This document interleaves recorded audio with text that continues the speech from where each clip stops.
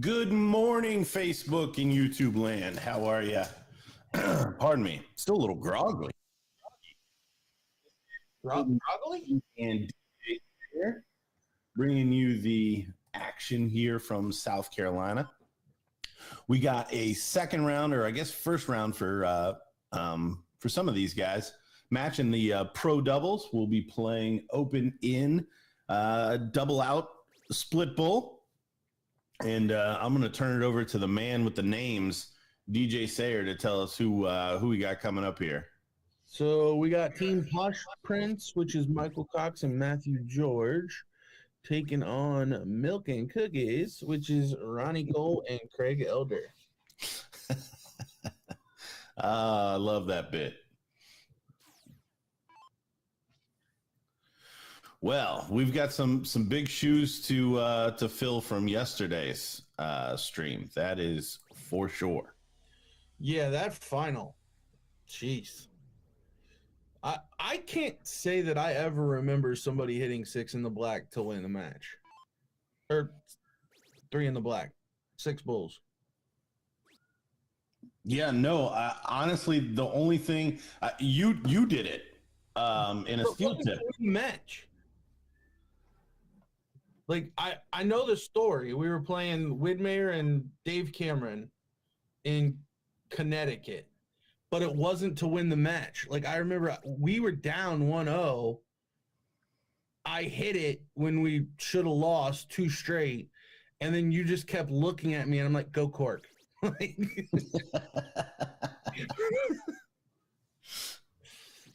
to win the match is insane. Yeah, no, fifth leg, the setup shot from Scarberry to leave the 6 bulls. Yeah. Yeah, it was just it was picture perfect.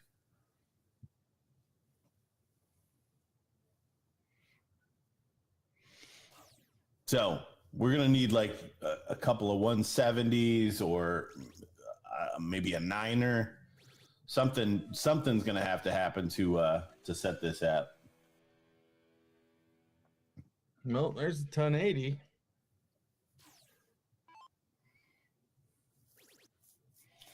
Yeah, from Matt, the English guy. If somebody's got any info in the chat, I'm assuming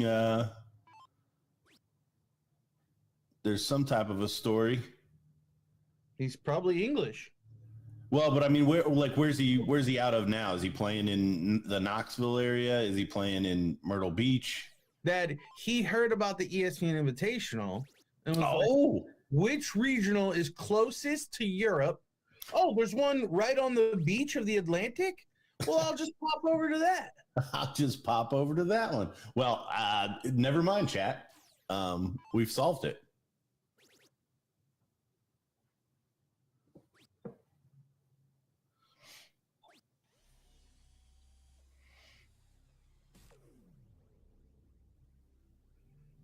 I hope that that's true, by the way.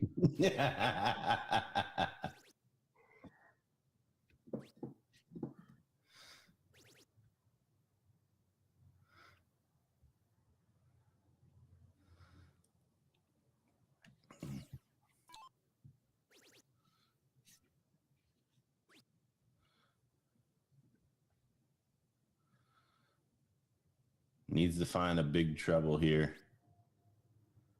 to leave a finish. At this point, I think he's just along for the ride in this leg, hoping that Matt will take it out. Yeah, Craig needs a big shot to even get a chance to not freeze here, and that's not going to do it. So probably, even if Matt, the English guy, doesn't do it here, good start. It's going to get a shot at the bull.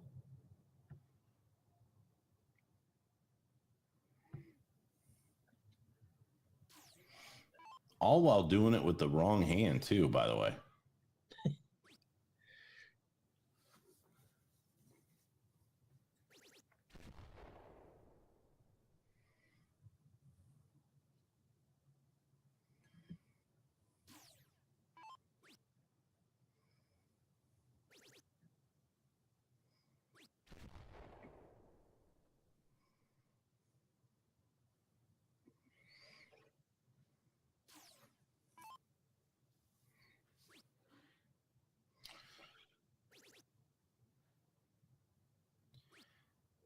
Craig just not at the races here in this one.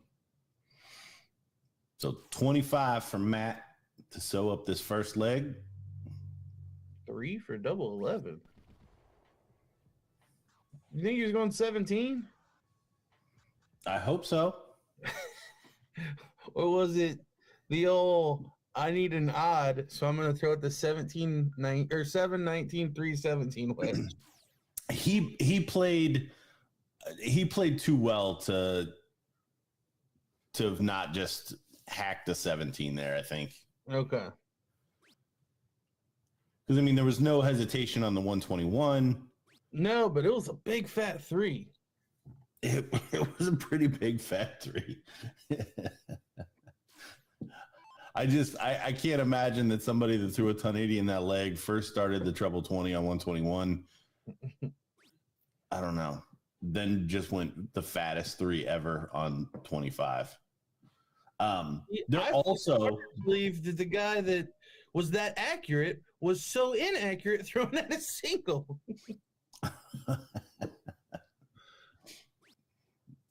Oh, I love it. Scotty Luck in the chat.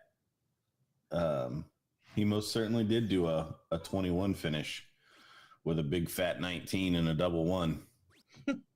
About got us beat up. Wait, who did this? Scotty Luck. Oh. Yeah, that doesn't surprise me. You once hit a 180 to leave 2. I did.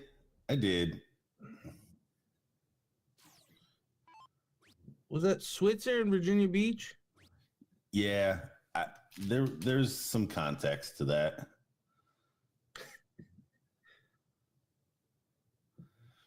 I was not happy with how that match was going.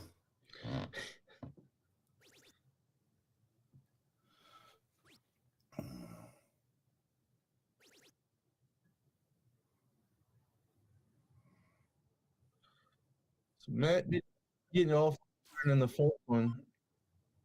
Only 41, but back into the triple this time.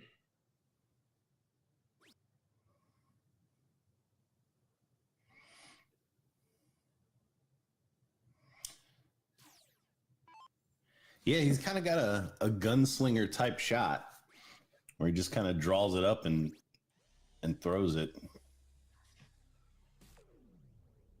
Ronnie with a 125 there. Taking control of this leg going first. Yeah, Craig's still the question mark though. Needs to get back within touching distance to prevent a freeze. Yeah, honestly, I think just 3 single 20s every turn would probably be enough at this point.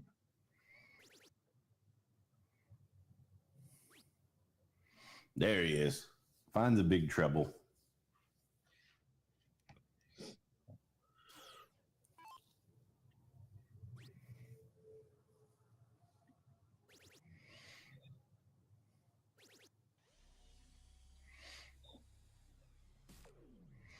There's a nice 140.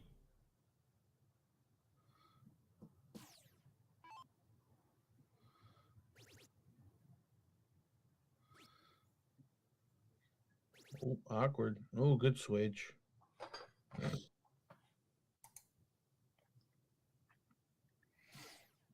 So the technician, Michael Cox, the high man on the board right now. Trying to bring it down. Well, if the Posh Prince get through this, they need to look at their throwing order. Yeah, Matt, certainly the stronger one at this point. But I wonder if they're not, because I've seen this before where team will put the weaker player last because of the freeze rule. But yeah, I don't agree with it. I think you need your best player going earlier, but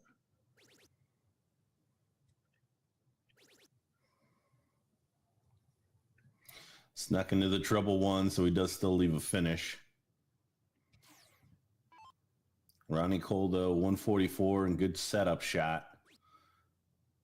But again, gonna keep an eye on Craig's score. Yeah, Craig back is the high man. So if Michael can put in a decent shot here, the freeze may be in play again. Well, it was a good start to the round, but only 62.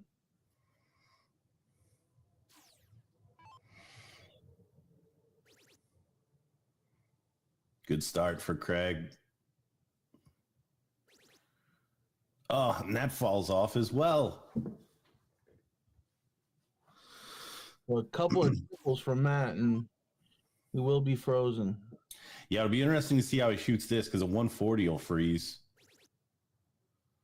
Well, 120 will freeze. So, yeah, I think you're fine to go at it.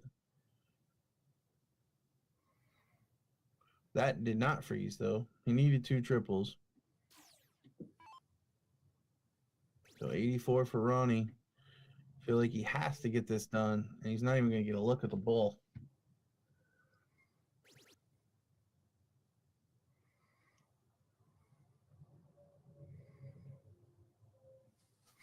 So more scenarios playing out here.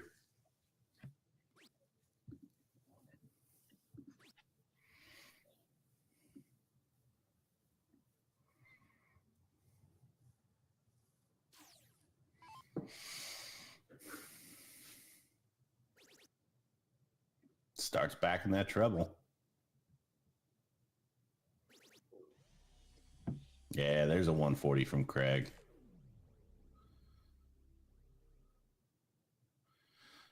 Not enough to freeze.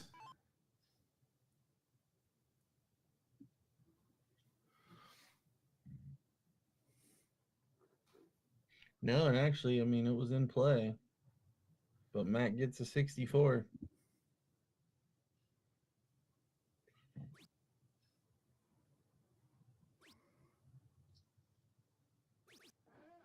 Oh, and he drills the double 20 with the third dart for a 2-0 advantage. Yeah, good finish there. Now, if you'd have thrown triple 14, double 11. Yeah, he did start on the 16s, which he hit a 7, but. Well, even the 17 looked like it was almost leaking over into the 3. True.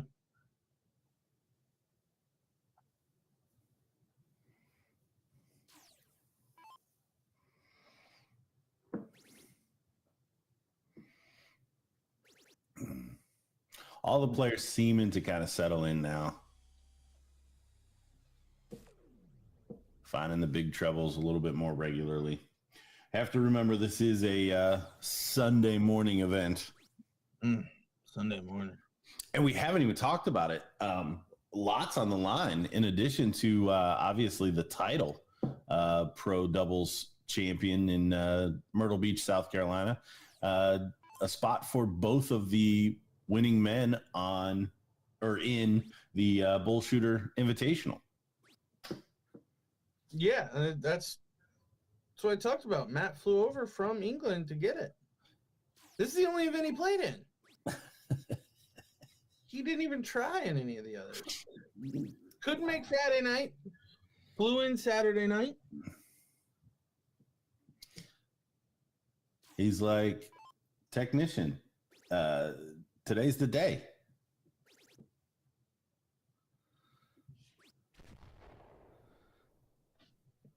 And the technician is answering the call on this leg.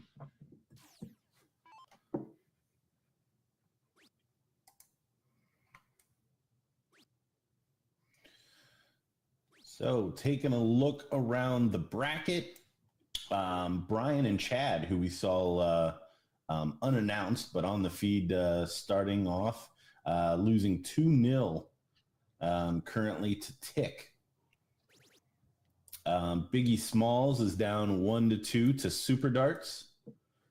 The band has defeated Stop the Bleeding 3-0, and Showtime beat Rock City Elite 3-0. So they are facing off. It looks like somebody's got them on deck for the bullpen. So we'll get that match up next because it'll be the first available. Last chance, 1-1 versus Flip the Coin. The winner of that will face the winner of this one here. And Ed and Vito is tied up with Deep Stats, 2-2. And the final second round / first round is Bring Out the Gimp, who is down 1-0 to BNT. Another 180 there from Matt. So Mike and Matt running away with this leg.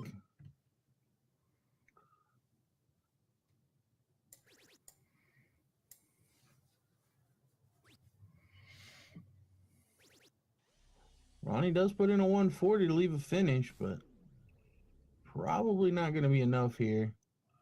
Michael looking at 98.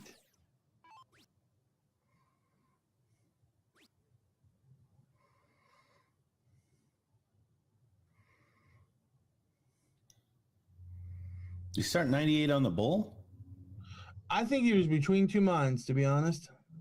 I think he was between the triple 20 and the bull. Because that dart landed dead center in the middle of the two.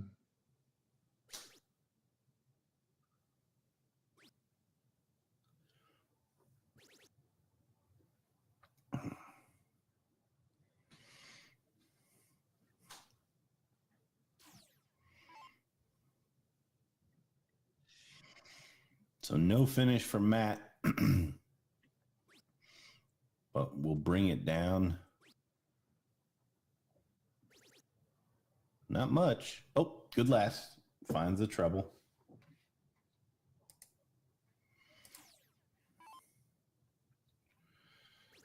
And they stuck a board on our bullpen match.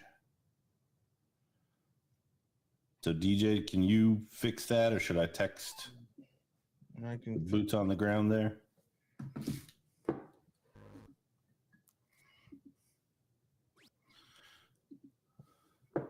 Not being on site is interesting when it comes to making sure that we get the matches that we need and want onto to the stream. Yeah, I think it might have auto-assigned. They didn't have it on hold. 96. Matt's finished both games before this. Need to find a treble. It's not going to happen. May shoot the bull. Oh, and he's too good. Finds the double. Ronnie Cole frozen, so no chance here.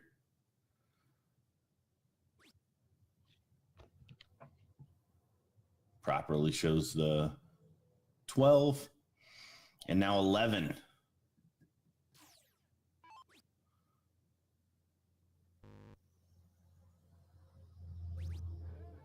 Oh, sorry, I was looking at the wrong score. But the 39 is finished. So your winners here, 3 straight, the Posh Prince. We are going to get the next match straightened out and get the players into the bullpen. And we will see you here in the next 5 minutes or so. Don't go anywhere. We'll be right back with more action from Myrtle Beach, South Carolina.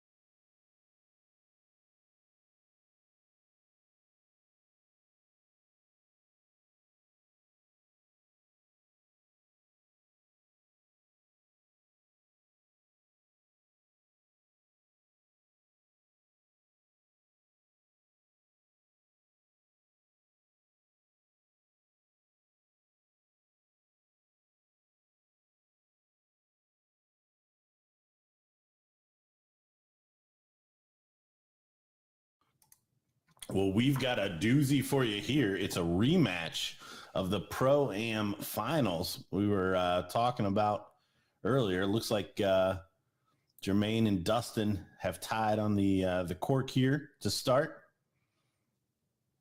And we know Jermaine can hit double bulls. He's the one that hit the 6 bulls to win the title. Well, I think in style we've got 6 bulls in right now. And honestly, it's kind of a bad delay on. I think no, he's low. Oh yeah, he's just outside. he could have rode that in pretty easy too. And both of these pro players, Jermaine and Dustin, playing with the player they played with in the Pro-Am. So that's kind of one of the strategies a lot of players use just to not have to change partners for events. Just grab you a really good AM and just play both events with them. And it's nice too, because if they do qualify or make the win the Pro-Am, the pro re-ups and the AM still retains their amateur status. Yeah, but if they do well today in the pro doubles, that won't be the case. That will not be the case. Absolutely.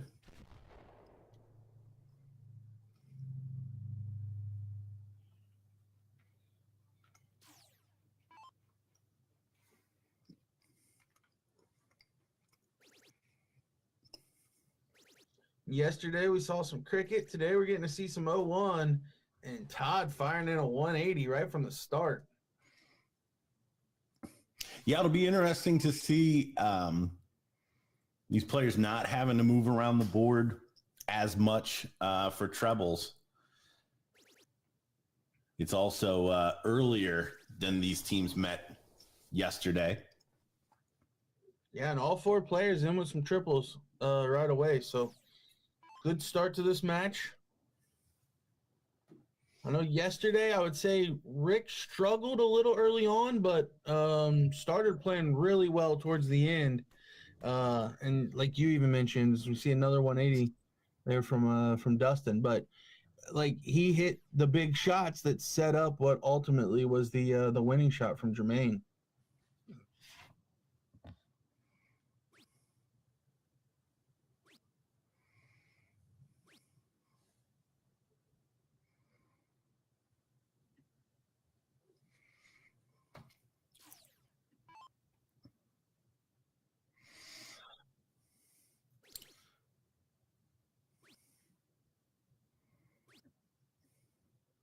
I wasn't going to talk about it until we got to this 5th dart. Okay.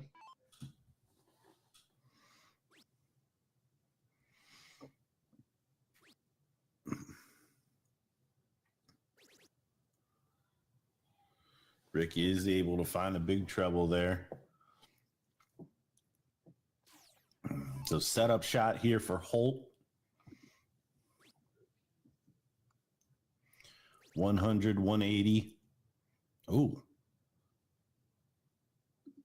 Should come down.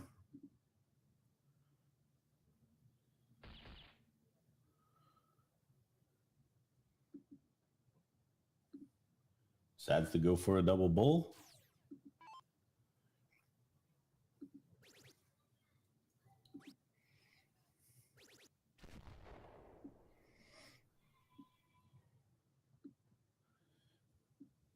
And 140 there from Jermaine, but not really the proper way to shoot that. Does not leave a finish.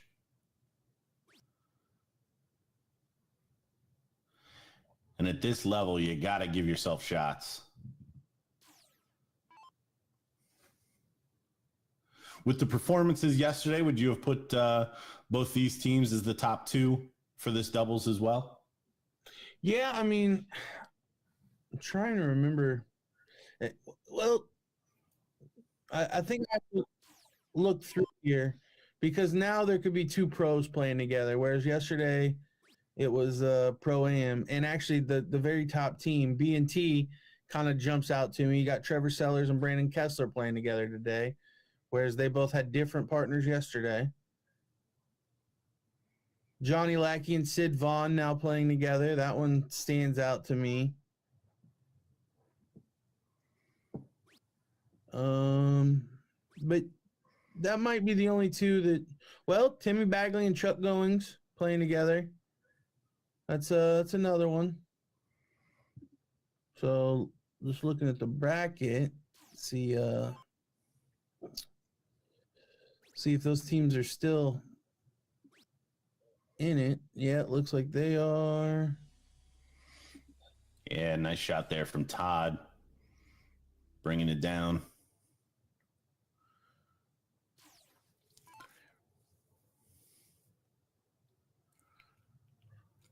Rick going to need to follow suit.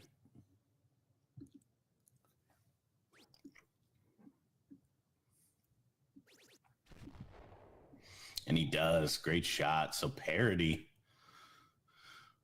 But parity values or tends to favor the players going first. So Dustin, 95.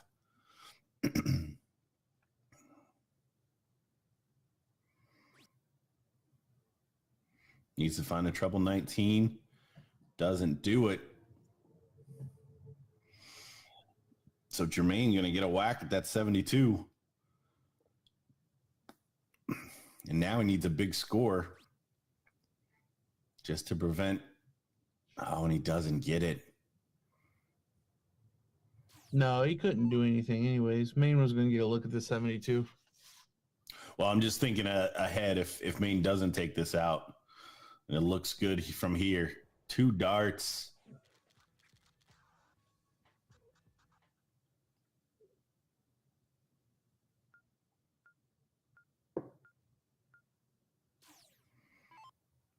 The chat's asking who Ram Guevara is playing with today. So I don't see his name on the pro doubles list. I know he and Jody Ward played the Pro-Am yesterday, and Ram was actually in the Open singles. So he may be in the Open doubles.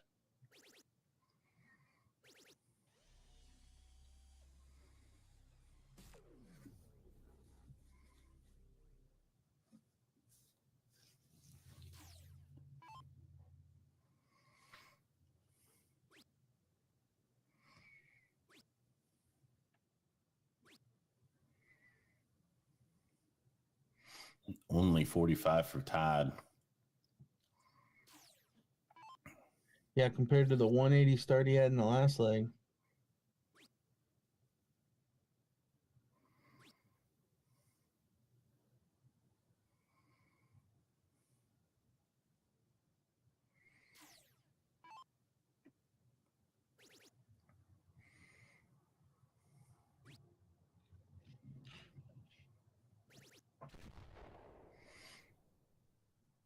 Nice switch there from Dustin. Can Jermaine continue?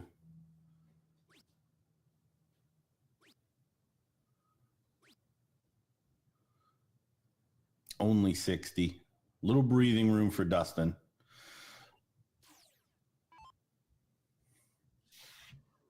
And Rick not putting in a big shot, so Todd gets a little bit of a reprieve as well.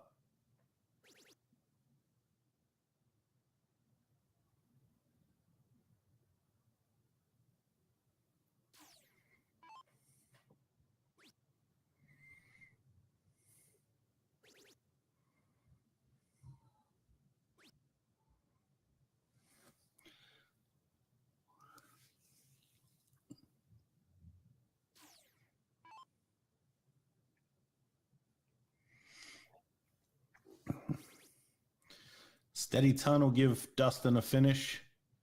He wants more. 180 leaves 87. Great shot. The acknowledgement there from Jermaine.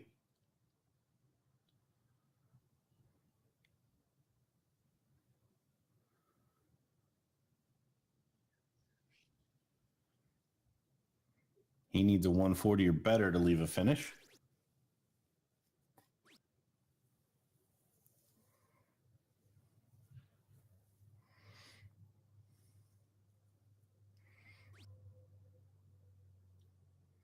I was going to say he can move. This is what he chose to do, throw it in an open bed.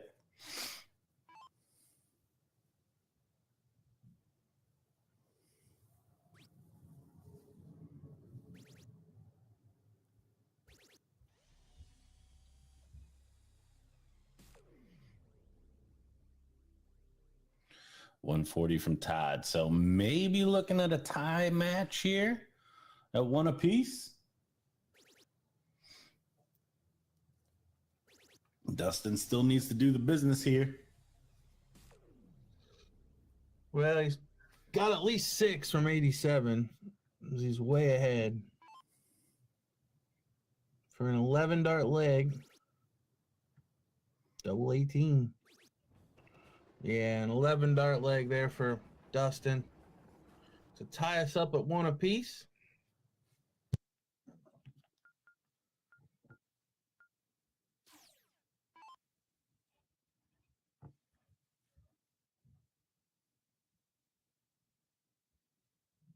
So Maine to get us started here in leg 2. And he fires in a 180 open.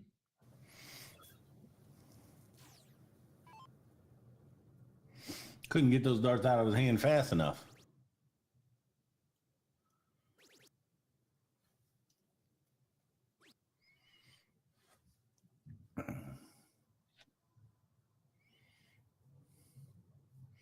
Dustin really wanted to follow there.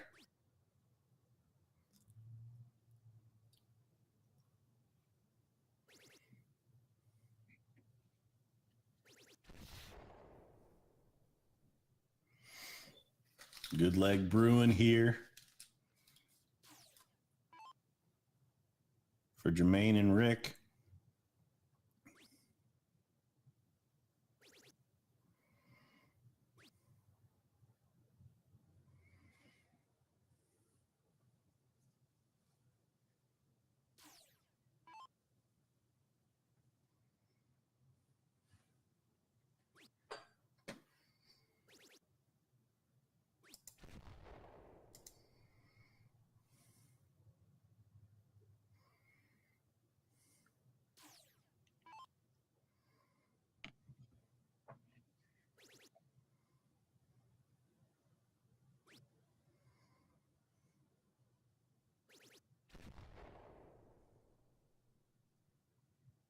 Dustin trying to pull back into it.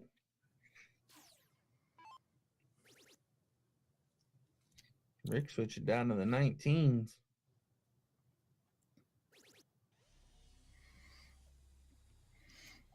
Good switch. Finds 133. I think he had 95. I think he's going to back that last one up.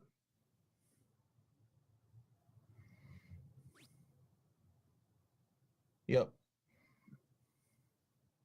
Pay attention, folks. The fair and honest thing.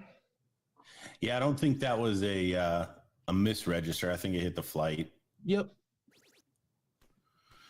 And a ton 80 from Todd, making this interesting. So a little bit more pressure on the 221 setup shot for Jermaine now.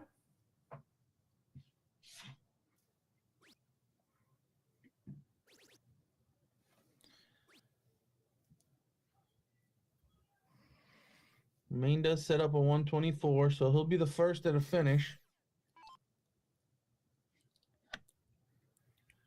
And honestly, it's going to require a big shot from one of these guys to even leave a finish. Yeah, that's not how Dustin wanted to start his turn.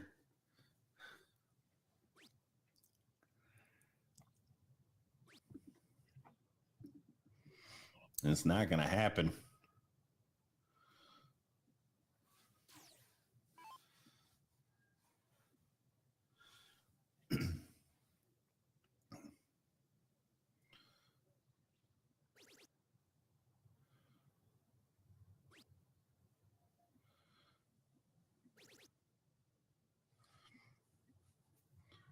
So Rick just bringing it down. No finish. But the 124 will have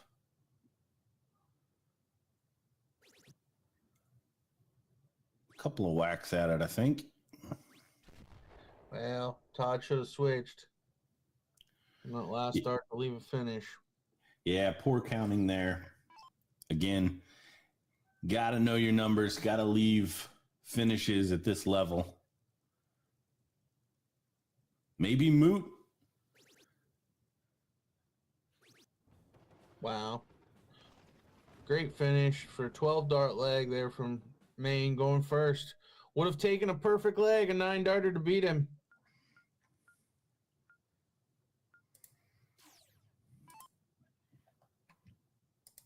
So up 2-1 is showtime. Dustin and Todd will have to win this leg to force a decider.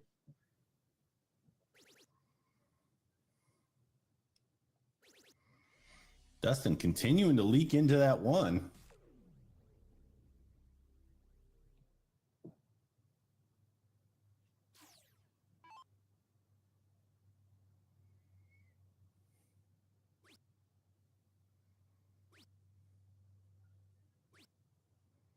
Oh, and only 60 for Jermaine.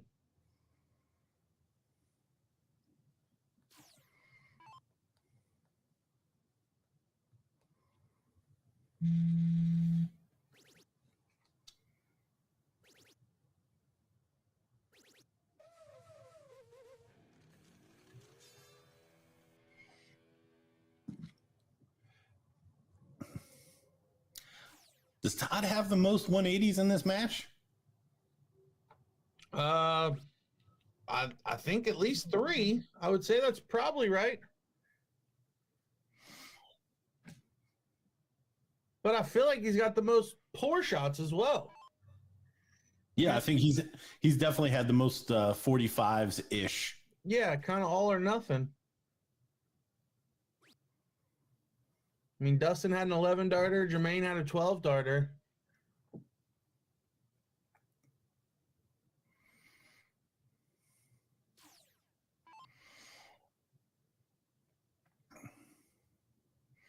Jermaine settles in here.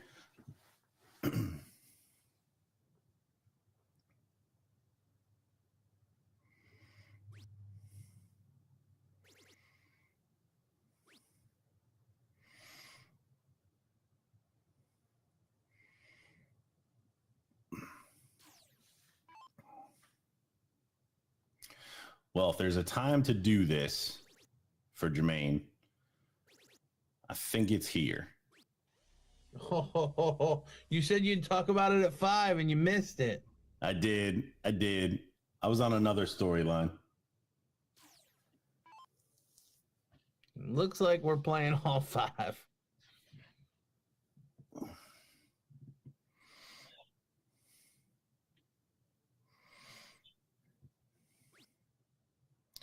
Now, I believe yesterday Dustin won the opening quirk.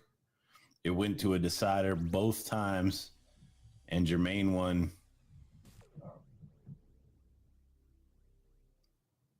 No, in the final, Dustin won the cork because the 6 bulls won going second in the decider. I don't know. Your memory is better than mine. I just remember 6 bulls.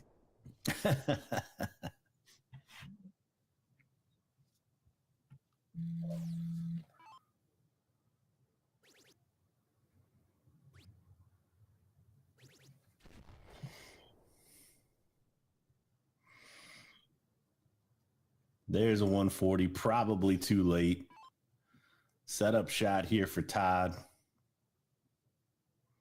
who did go 5 perfect.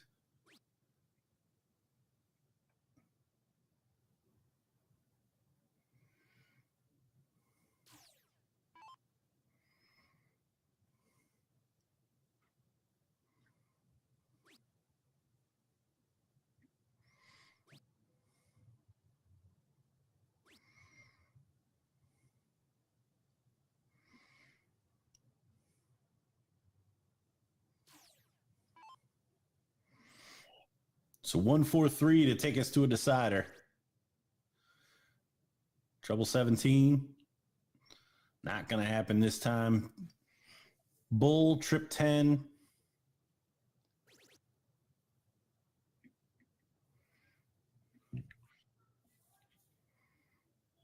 That fall into trip 6. Yeah. So 48 if he comes back, but the if is only because his partner might take it out before him.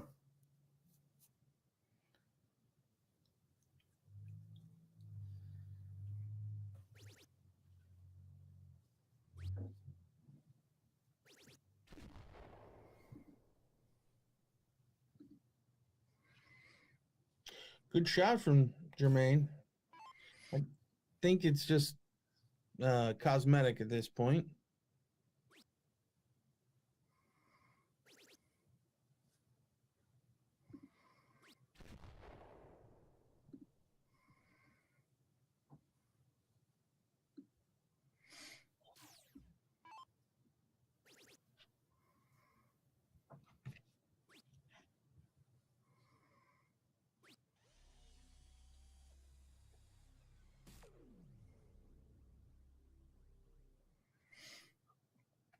So 48 now for Dustin Holt to send us to a decider.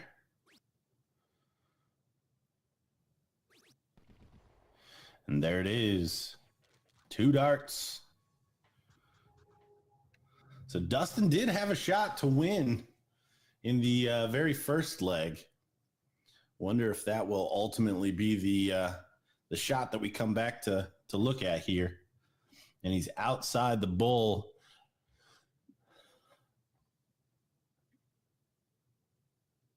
Against 6 bull main event. Jermaine.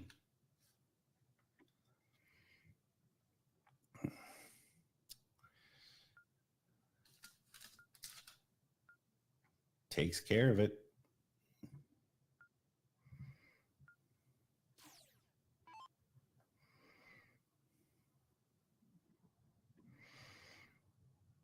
Players exchange the niceties.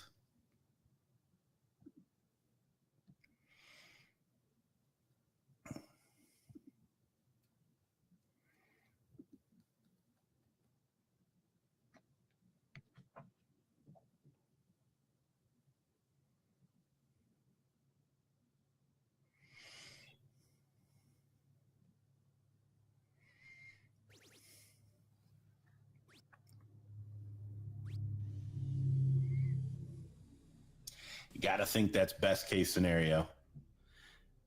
I mean, you could hope for a 45 out of Jermaine, but I think 1 big triple's best case.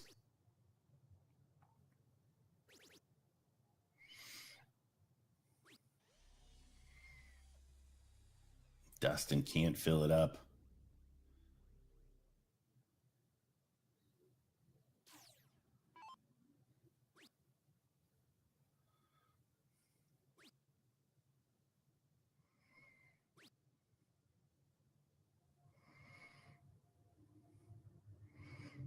Only 60 from Rick.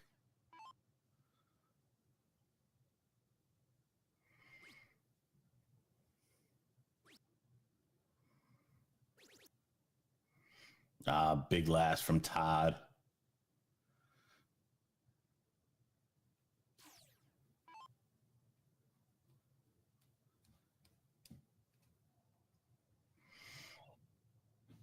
What can Jermaine do?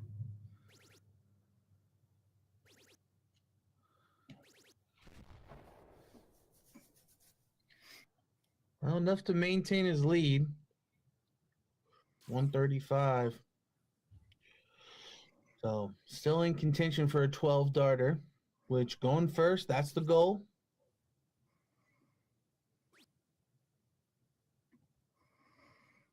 But Rick, after only starting with a 6, he's going to need to put in a big shot here.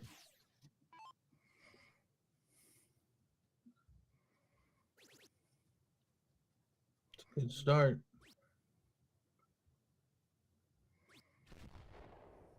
Solid ton.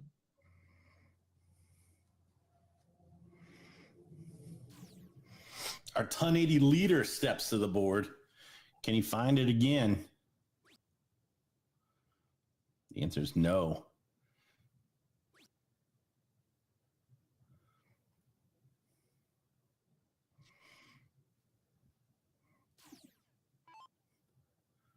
So again, parity in the leg. That is not what Holt and Todd are looking for at this point.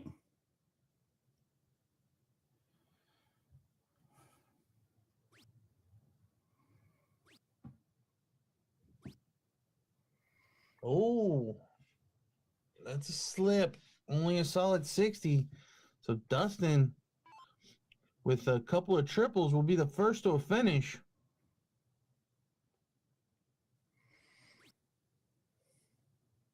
It's a good marker. Yeah, $140. You see him kind of mouth, come on. He knows that he controls his own fate at this point as long as Todd does not freeze him. Rick really needs to put in a $140. Only a ton. So now the freeze probably out of play unless Todd really messes this up.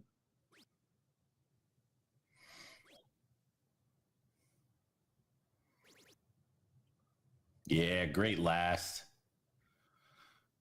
Protects So the shot. Even a 180 from Maine doesn't matter as far as the freeze on the 136. So Dustin controlling this leg at this point.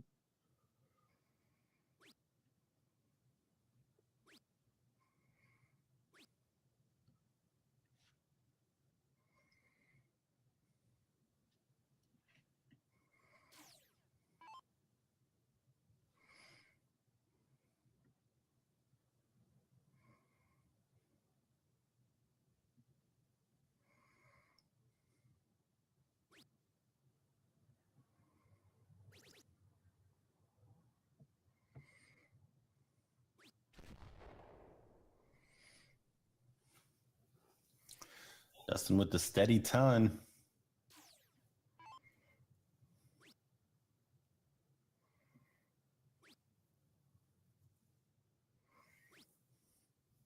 Oh, and that's bad. A ton from Todd, and Maine will be froze on the 146.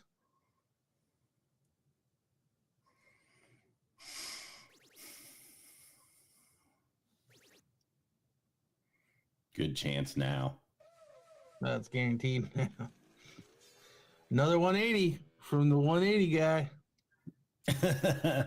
Todd, the 180 guy, more. Todd, more 180s.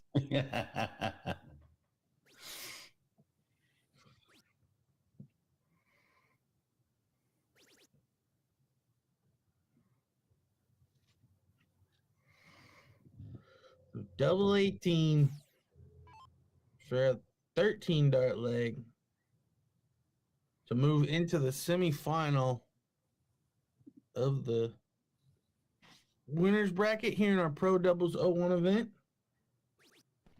And there it is. So yesterday's winners will have to come back to the losers and try to win it from the loser side, pulling off a double dip. Dustin and Todd going to move into the semis where we do not have an opponent for them yet. In fact, none of the other three matches are complete. So we will try to get one of these other semifinals queued up and ready. But until then, if you're thinking about possibly coming to one of our regionals and you want to know what the next one is, and just FYI, that's New York next weekend. Pop on over to BullShooter.com. You find the tournaments tab. You go in there and you can find all of the schedule, including information on Chicago, our World Finals coming up in Memorial Day weekend of 2024. But yeah, we'll have more darts coming up. Don't go anywhere. We'll be right back.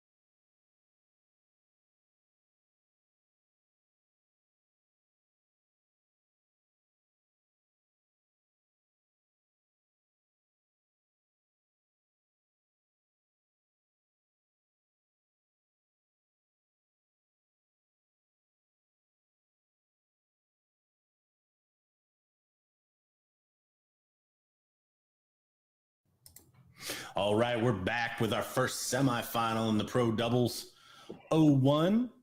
We've got Team Super Darts taking on the band. Then band.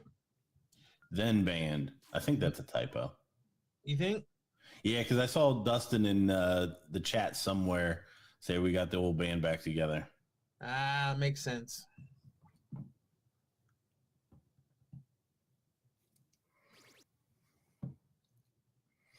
Which I'm wondering if Todd plays, because I know Dustin was a drummer, or is a drummer. You don't think it's the saying of like, we used to play together because we're both from Southern Illinois? Well, no. It may be. I just I questioned the reference because I know Dustin played for a long time too. Gotcha. And Todd Moore looks like he's got some Southern fried licks in him. So if you told me that he could pick up the old guitar and lay it down, I wouldn't be surprised. Could you imagine a band that consisted of Todd Moore and a young Dustin Holt? What would that look like? Well, aesthetically, it would be odd. But I have a feeling. What are they playing? I have a feeling they're playing Southern rock and they're laying it down. Okay, I could buy it. You think Todd's just plucking it out and they needed a drummer like, hey kid, why don't you come bang those sticks real quick? Yeah. All right. Yeah, that, or I mean, Dustin was like at the bar already playing darts, and the drummer, he gets up and he's like, screw this, I'm out of here. And they're like, gosh, not again. Greg just left. Who's gonna play drums?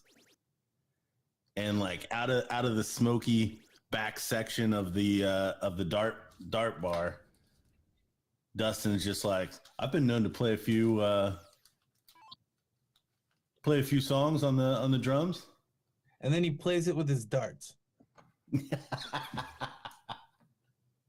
And scene.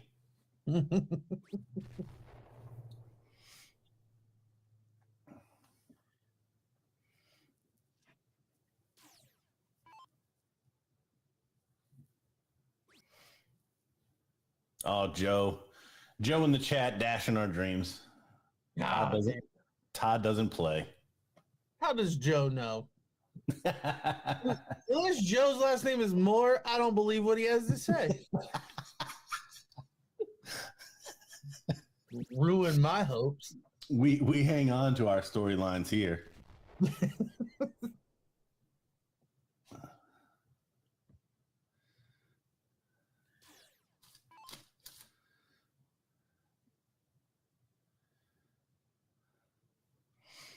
Setup shot here for maybe we just have the wrong instrument.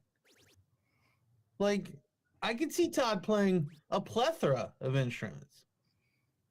Oh yeah, I didn't mean to just pigeonhole him into guitar. Sitting down to like a pedal steel, I could see that. I think he could probably lay it down as a lead singer.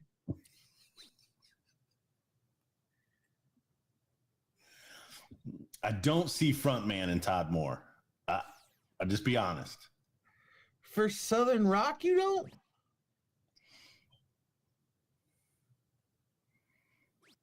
No, the mustache.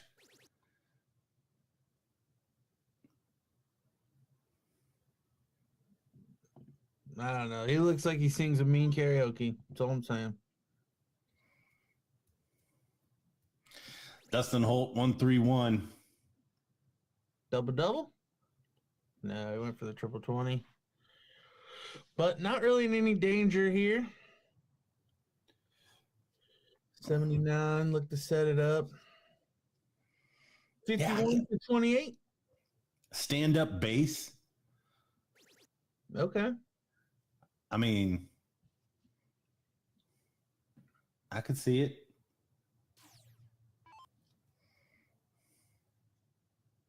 A Southern rock band with a stand-up bass. Oof. That's the thing dreams are made of there. Or a fiddle.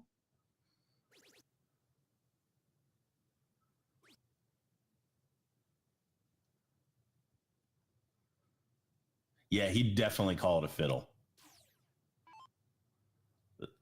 There's no violins. No. No, and he's probably battling the devil for his soul. Great shot there from Todd Moore, finding the 140.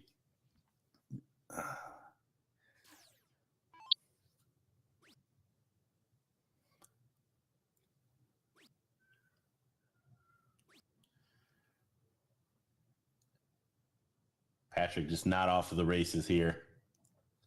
No, It's he's a gonna double top. figure out quick if they're gonna have a chance in this match.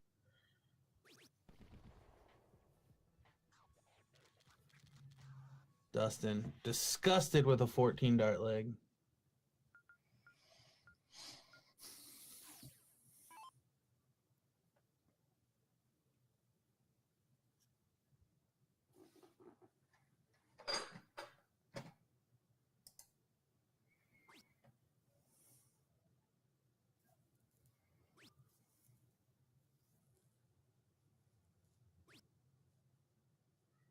Oh, and Ian only going to find 41.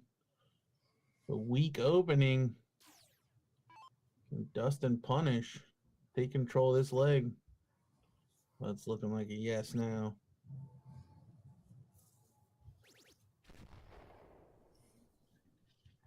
Yeah, great switch down. Patrick, who really needs to show something here, give some confidence to the team.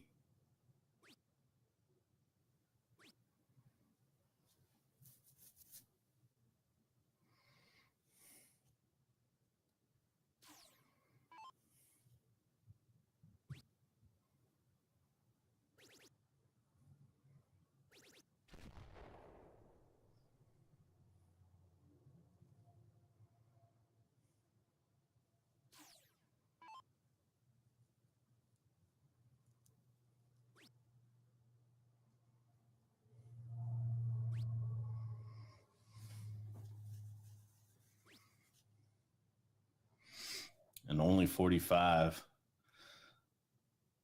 So looking like this one's going to go 2-0.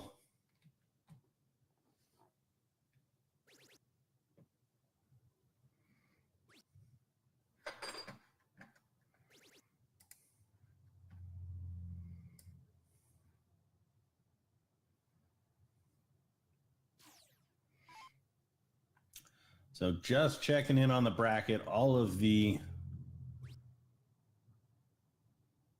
5th, 6th, 7th, 8th, all of the 9 through 12 matches are going. Bring Out the Gimp is playing the Posh Prince. Milk and Cookies playing Ed and Vito.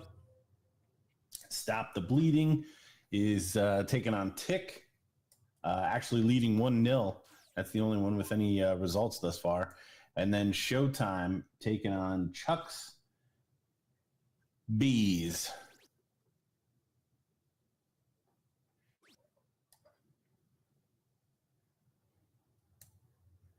And I think we've got the map for at least the next couple of matches. We're going to bring you the Pro Doubles other semifinal, Last Chance and B&T. And then we'll move over, hopefully, to the women's queen seat match. We'll be able to bring you that one after that, and then back to the king seat match here in the Pro Doubles. So that is the map for the streaming for the next couple of matches anyways.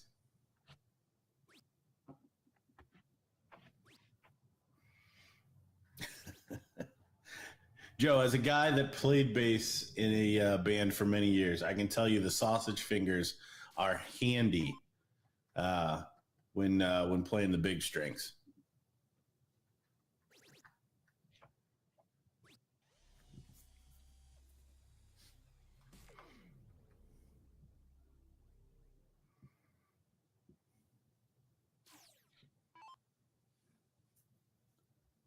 So Ian and Patrick pretty far back in this one.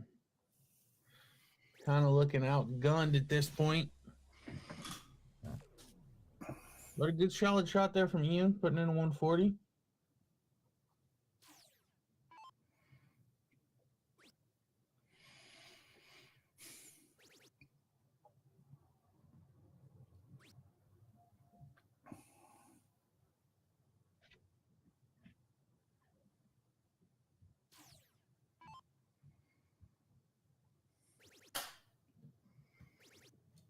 Oh, this is better from Patrick.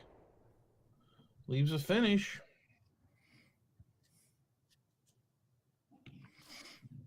Yeah, outside chance. Now the worry is if he does get a chance, will he be frozen?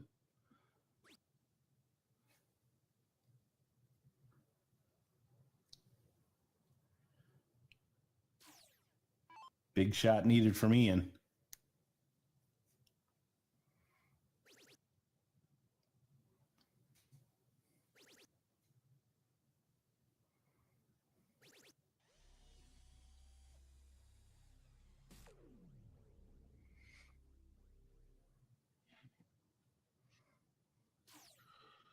So the 140 here for Dustin.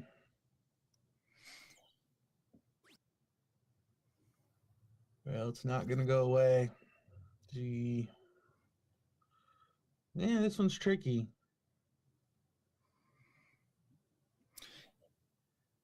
48 to leave 12?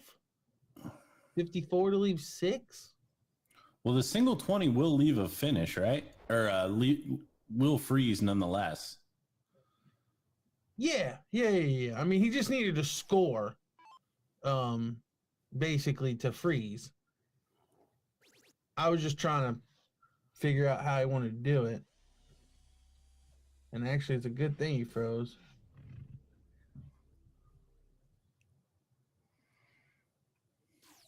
But I guess you just have faith that Todd will take out the 68 and don't worry about it.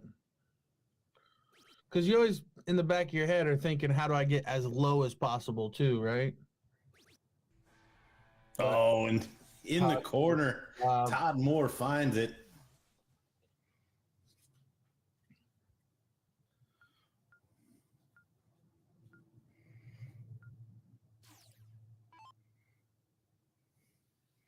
So, third leg running. Ian to get us started.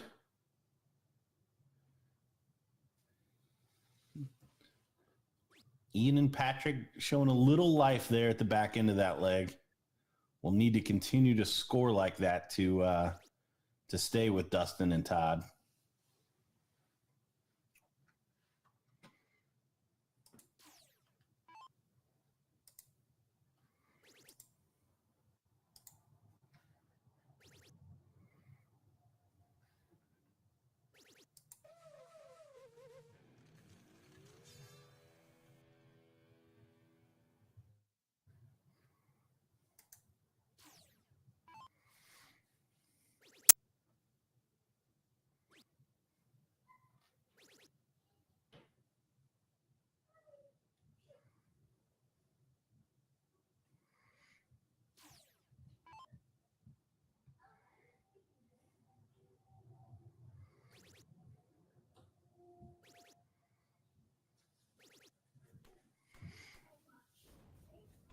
It's a back-to-back ton 80s for the band. Yeah, going second in a leg where Ian and Patrick have to win. Gonna be tough.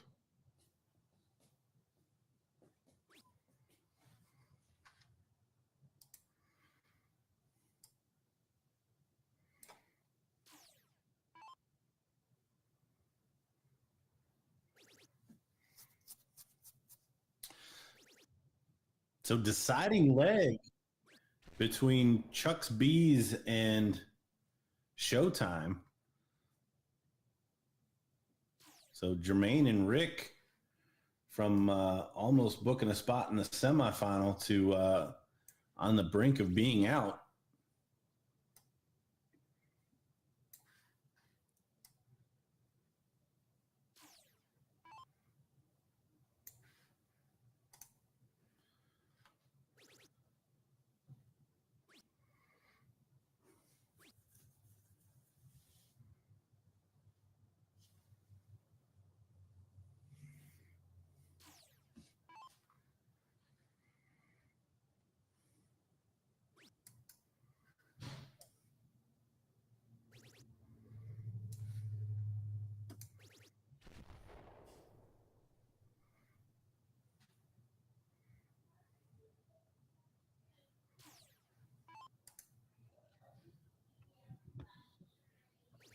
Dustin from 181 will look to set it up.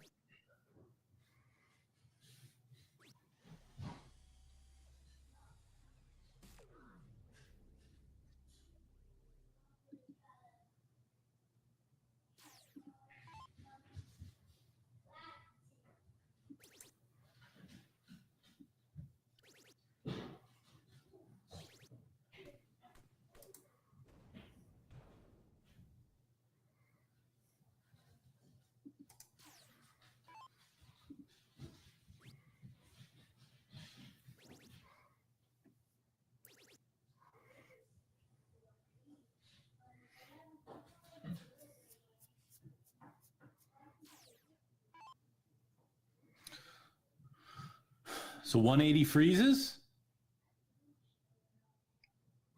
Yeah, actually. It's on. Oh. Slides into the one. Everybody holding their breath back there.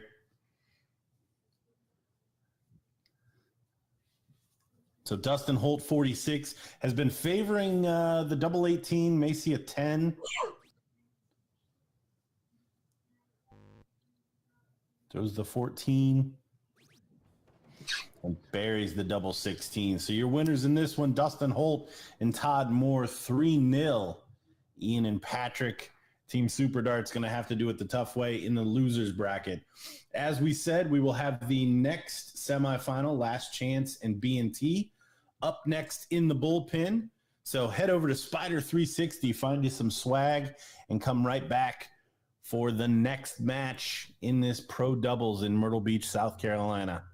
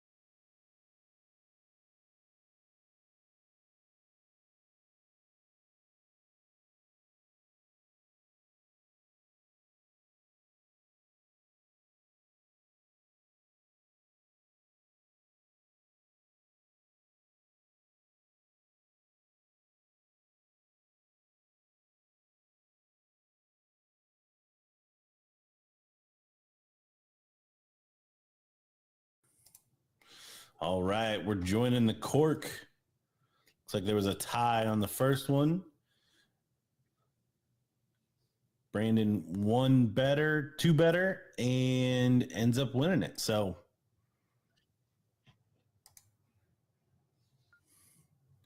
Brandon Kessler and Trevor Sellers will get us started.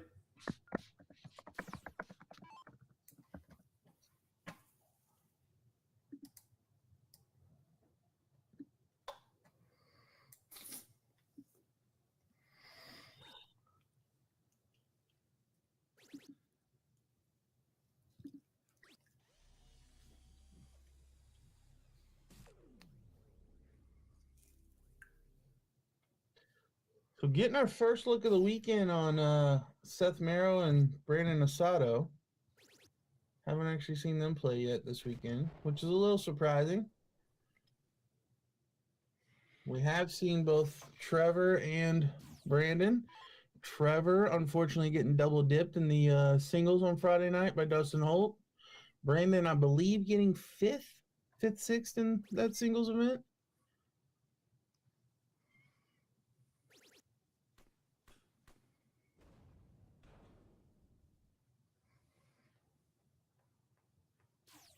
Trevor fires in a 180 open.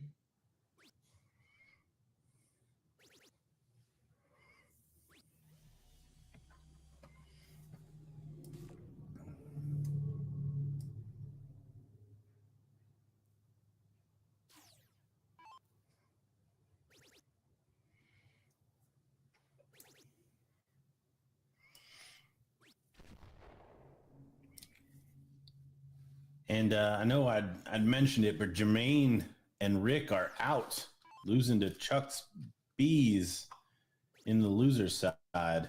Wow. So yesterday's cricket champs not going to repeat.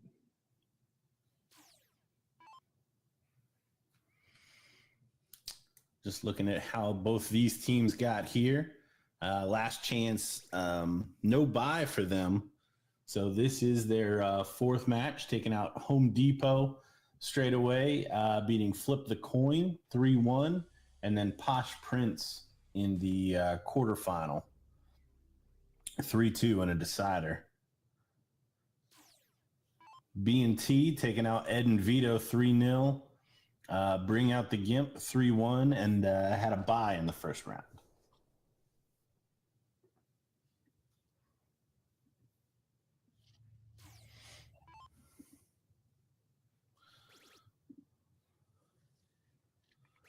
So when we were talking about favorites earlier, you had mentioned because Brandon was playing with a different partner than the AM, he would move up the list. I think obviously adding Trevor to the team is not a bad add as well. And I believe you mentioned Brandon Asado as well. Yeah. Yeah, these are definitely two of the teams that were kind of highlighted.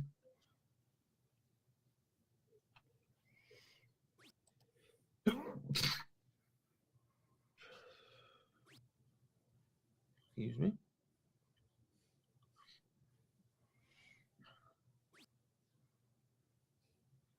I was hoping that was not going to be a 19. And happy to see that he switched down to the 17s to leave a finish.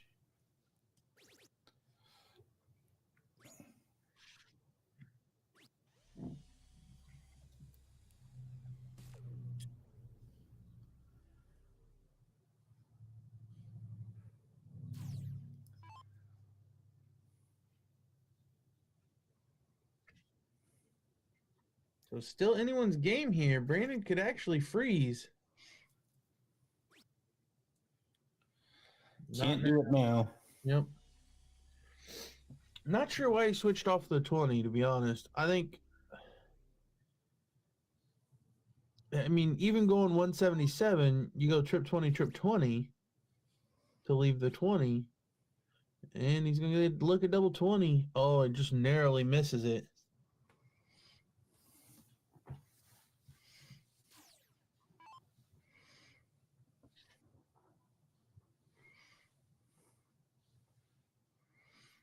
Couple different ways to shoot this.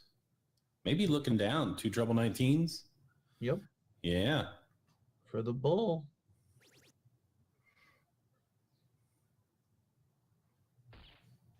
Oh, just right of the double bull. If the cameraman was thinking, we could have flipped over to that bullseye shot. So 201, big shot here. It's not going to be big enough. Yeah, it doesn't matter at this point. Seth will be frozen even if Brandon doesn't take out 58. So no pressure.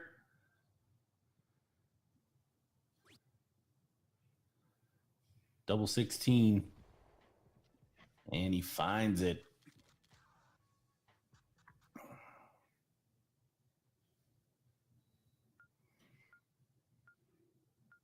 Who in the world told Brandon Kessler he was the spider? He's been spider for years. I must have, my brain just didn't let that happen. I don't think he ran it by you.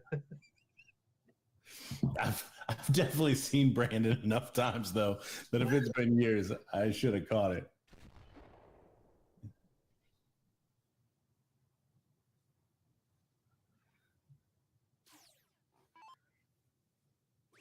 Yeah, I don't really know the origin, but I mean, it has been years.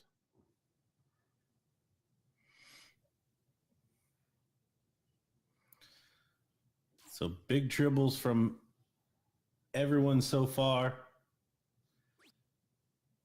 Trevor started with a 180 last time.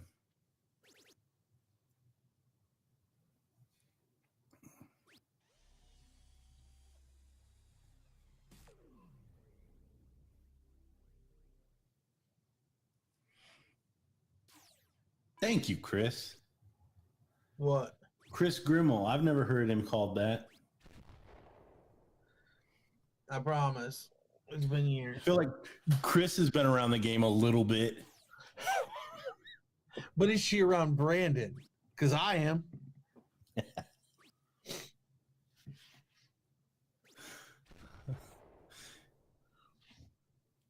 Good shot there.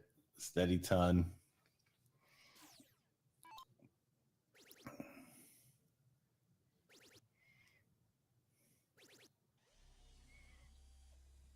Yeah, needed that.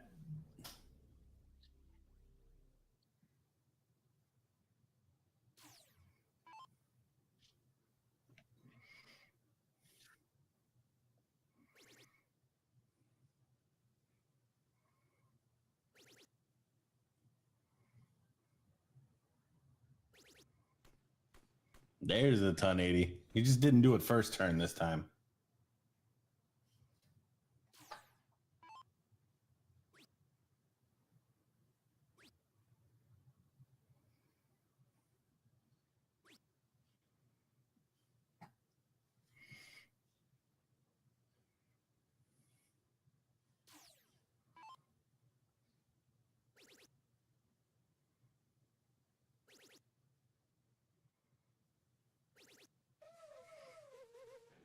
Look at that.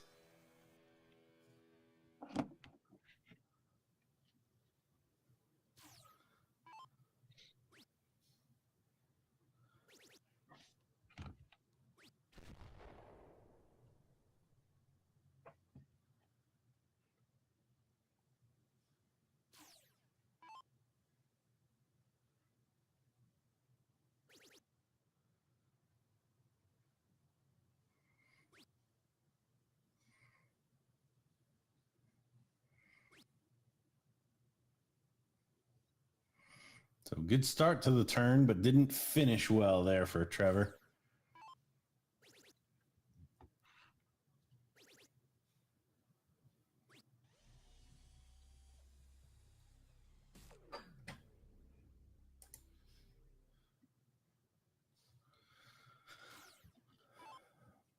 So 100 shots still on. Treble 18. Doesn't find it. 171, not a finish, though, for Brandon. So Trevor will at least get a look at 136. But Brandon, again, running the risk of freezing. Yeah, I would say it's pretty likely now. There's Trevor, even if he doesn't take this out, just needs to get to 60 or less remaining on his score.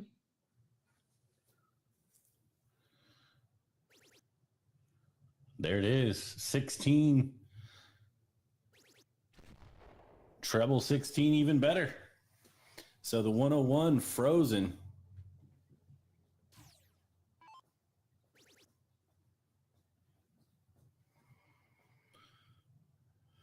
Probably look to get to 4 somehow. Well, he shot to leave 2, but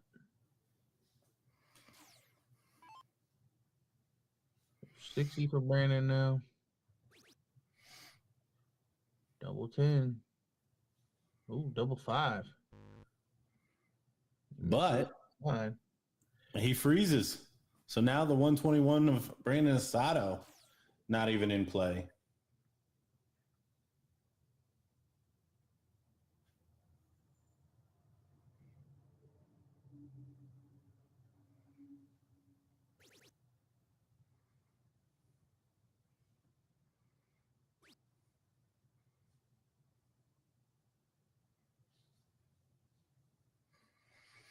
Maybe double 19. Double 20 to leave 2. That forces Trevor to have to take this out.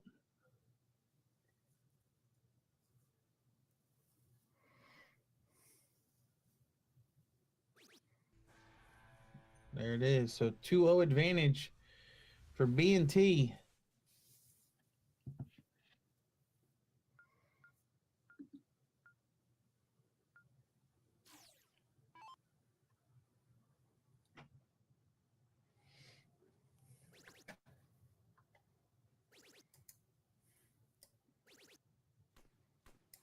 Seth opening up with a 180.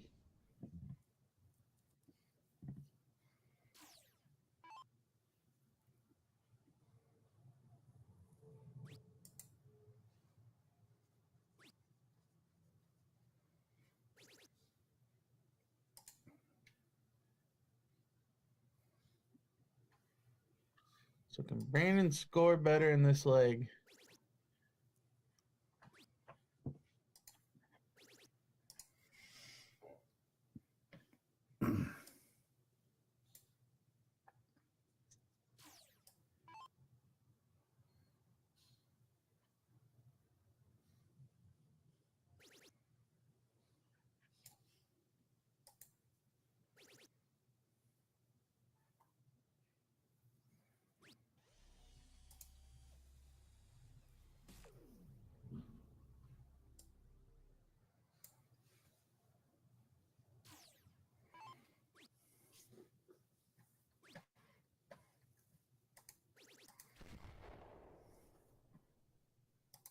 Solid ton there from Seth.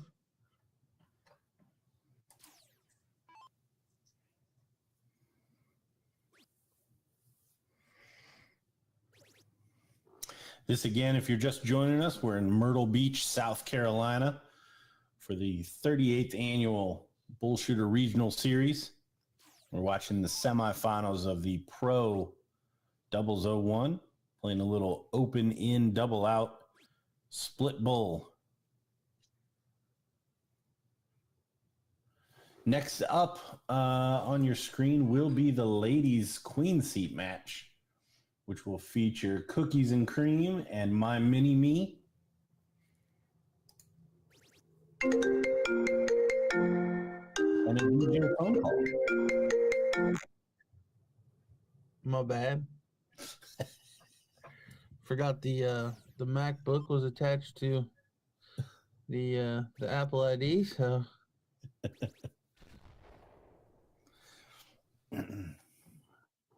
Went with the classic ringtone, I see. Yeah, it never changed the iPhone ringtone. Just the old standard.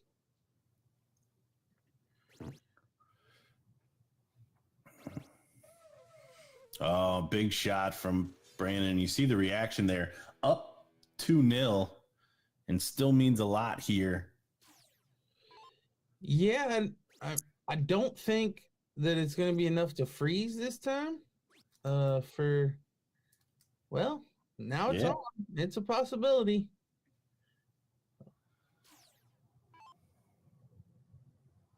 Need all of them.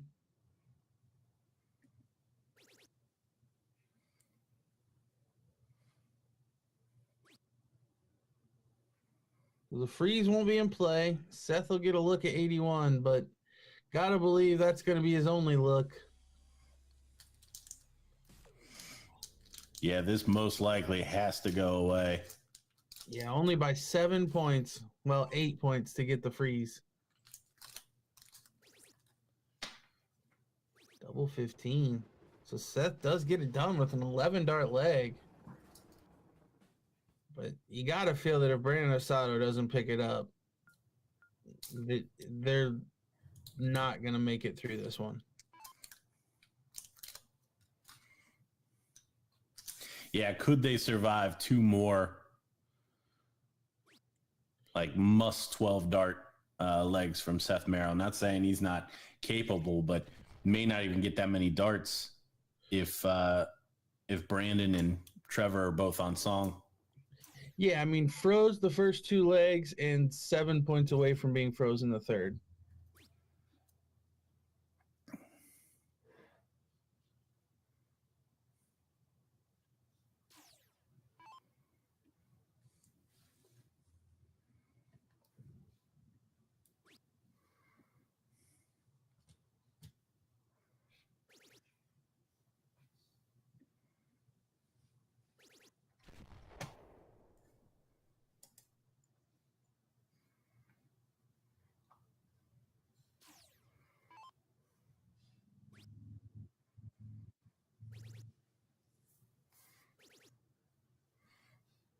Ooh, a little unlucky there.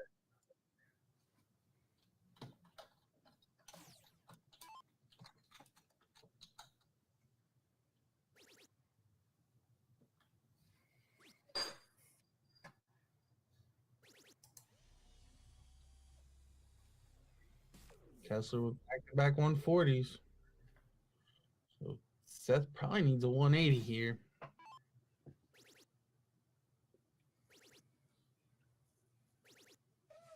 I'll just call it out. Well, 180 for Seth.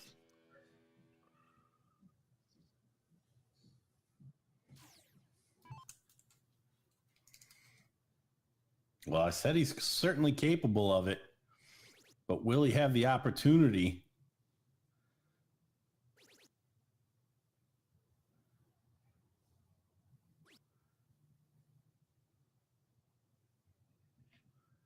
Fairly slack visit there from Trevor, only 95. So a little bit of an opening here for Brandon. He keeps finding that first dart, but that third dart, he's halfway to the board when he lets it go, and it misses left and right every time.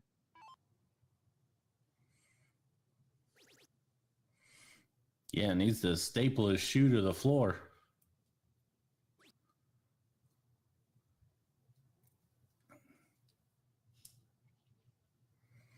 So setup shot here for Seth, staying hot.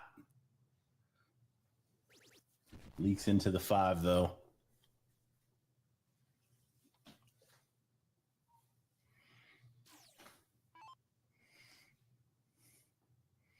Big next 9 darts here.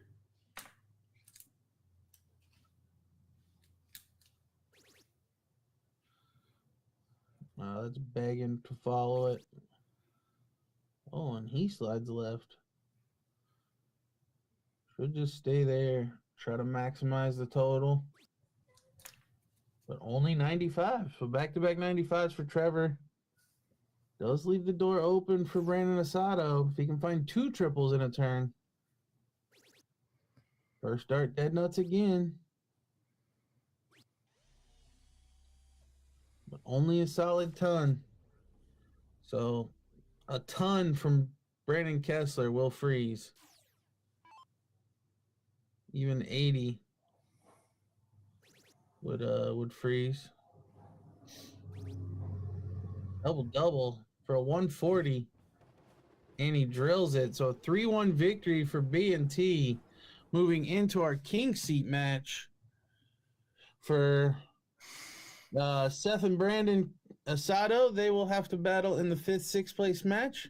But next up, we are going to get our ladies queen seat. We've got My Mini Me and Cookies and Cream. So don't go anywhere. We'll be right back with those ladies.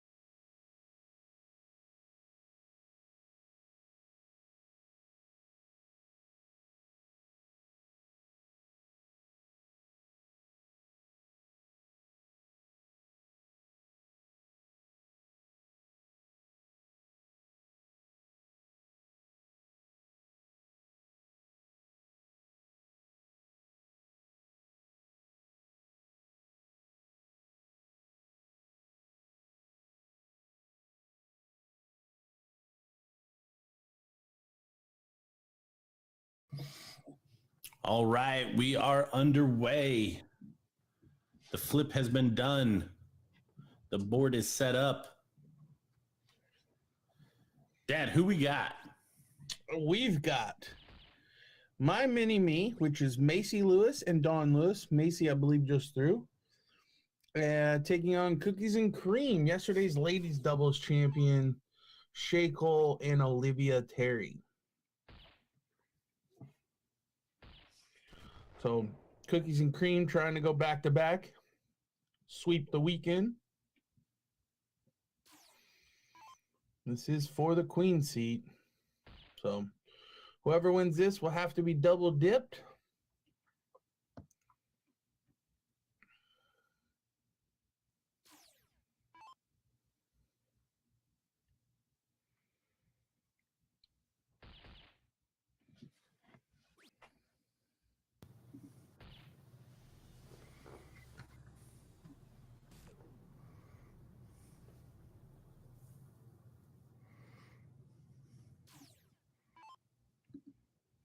And following this one, we will jump back to our pro doubles, where we'll have the king seat match. And then we will reevaluate and see where we're at with the other brackets. But we may just run the pro doubles out and then circle back because it looks like it's moving the fastest. Well, actually, the ladies might be ahead of it just slightly. Both 5th, 6th place matches going on right now. Whereas the men still have a 7th, 8th going. Or the pro still has a 7th, 8th going. So, but the pro doubles is the event that qualifies for the ESPN Invitational. So we will certainly want to show that when it gets down to the latter stages. But bringing you some women's action here with the queen seat match. Pretty important one. The right to have to be double dipped.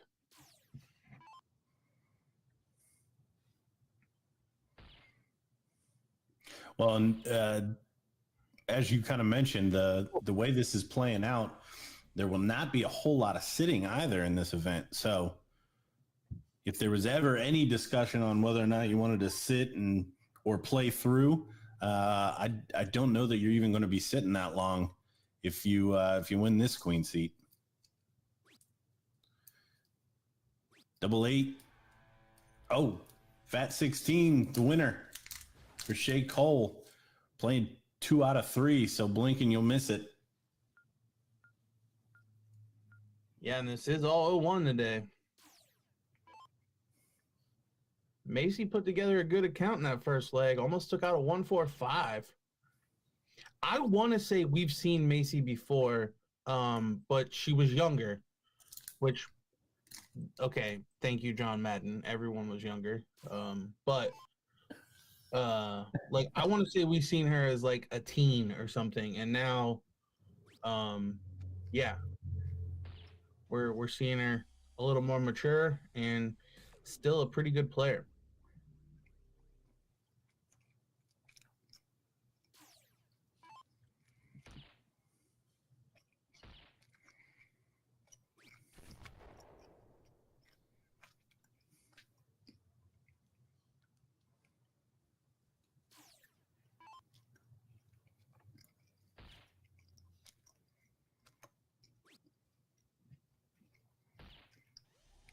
Olivia putting in a low ton.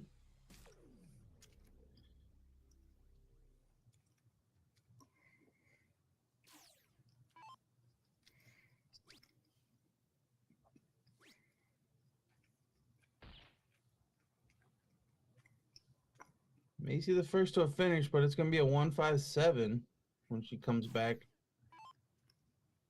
Again, she almost took out 1-4-5, 1-5-7, basically the same out. 2 bulls and a triple.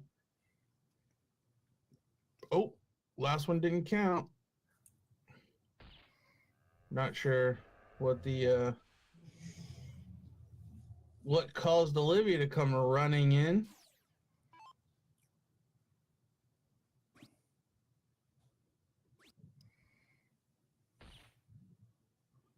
Dawn with a bull on her last start.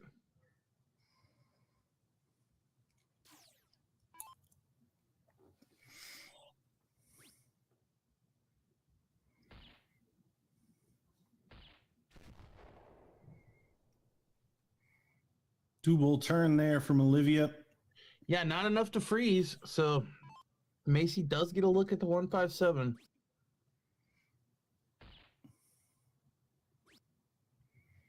Oh, unlucky. Put two pretty good darts there on the bull. Should have got a shot at the treble 19, but not to be. 43 for Shea Cole to wrap this one up.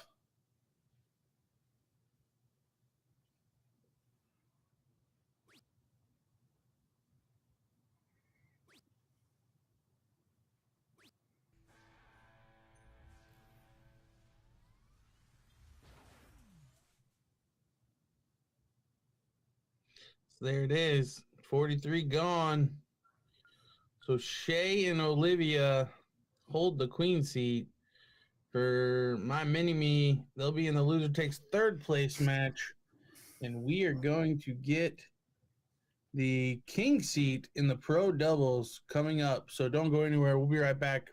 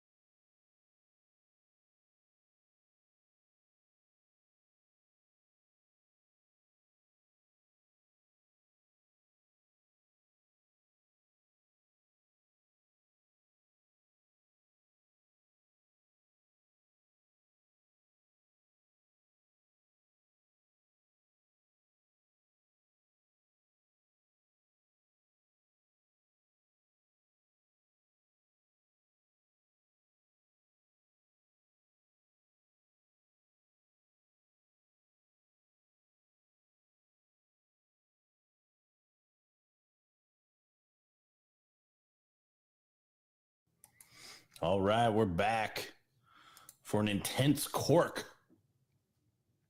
Got Brandon back up. He finds just inside of the bull. But great platform for Dustin to come over the top here and find it. And that's exactly what he does. So if you're just joining us, we are into the Pro Doubles King Seat match, where we've got Brandon and Trevor taking on Todd and Dustin.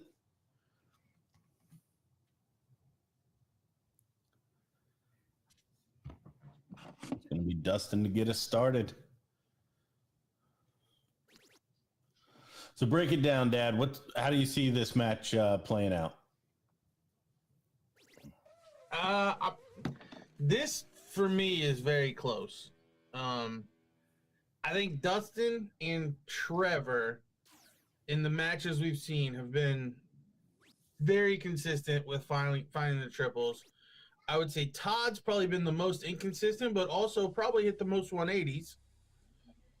And I would put Brandon right there with Todd, but has been more consistent with a few less 180s. So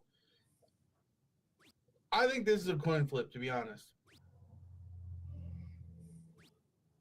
Yeah, I don't disagree. I think you nailed it. The question marks are going to be Todd and Brandon, just because of where the averages have been. Todd a little bit less consistent, but for that reason, because Todd is going second for his team and Brandon's going first for his, I do give the nod towards Holt and Todd, with Holt driving the bus.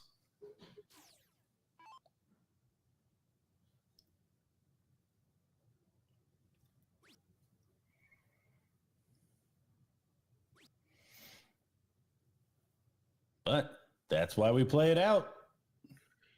Yeah, not a good follow from a 180 open.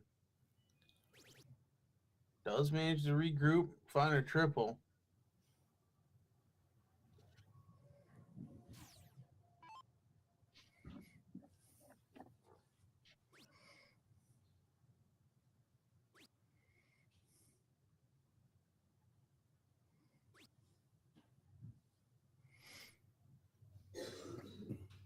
And only 60, an opportunity to catch up there for Brandon doesn't happen.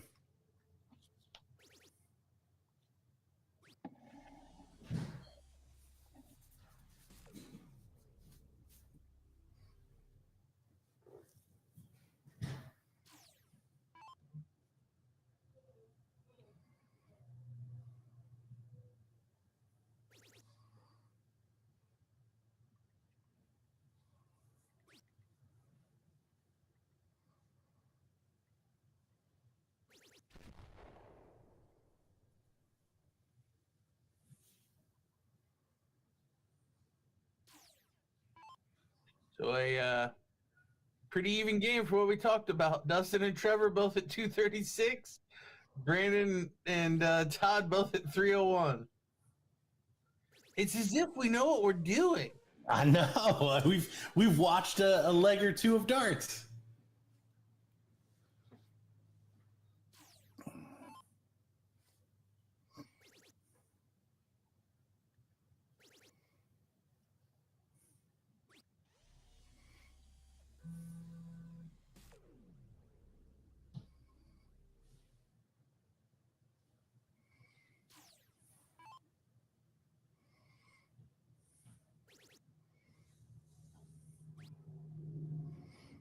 Oh,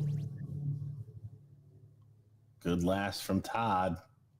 That does leave the door open, though. 180 from Trevor will freeze. A 180 will get him to 56. 56 and 161 will be 217. Well, that's out of the question now.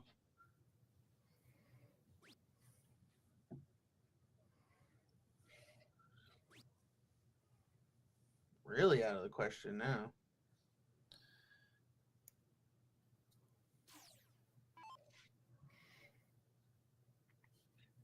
Yeah, I mean, the 161 will be in play regardless, but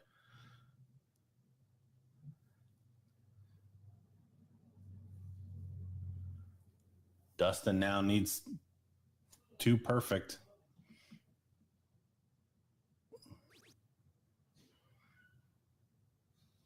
And he throws low into the double 19. Dustin just overthinking this shot from top to bottom. Probably a fat 9 to leave 4. 4.5 to leave 8, but busts. Yeah, what a turn of events this could be. Still probably safe, unless we get a showpiece here from Brandon.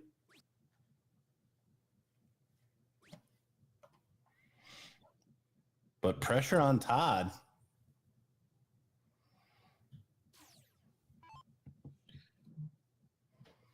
Yeah, in order to guarantee that Dustin isn't froze, Todd just needs to get basically 113, and he does.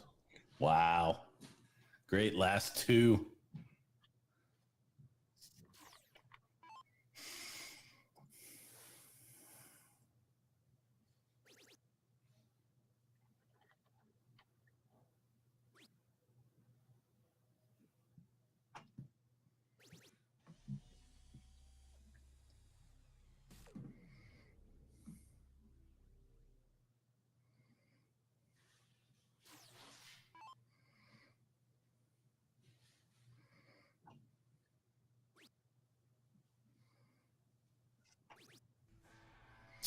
And without further ado, Dustin takes out the 56 2 darts, as no doubt he was trying to do the first time.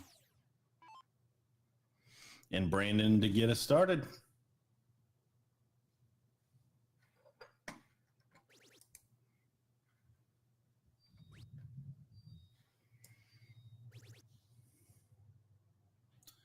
The men's doubles is into the king seat match, which we will not get to see, but Charlie and Rick are taking on Greg and Robert. Over on that side, we do hope to circle all the way back and grab that final once it's available. Again, we do focus on the pros because it does qualify both players for the BullShooter Invitational.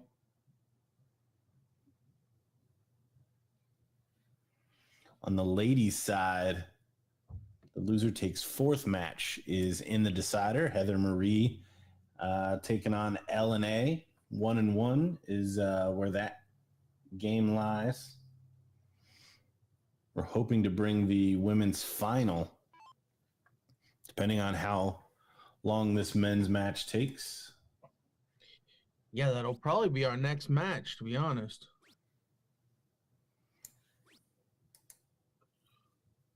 Oh, and slow starts here from everyone.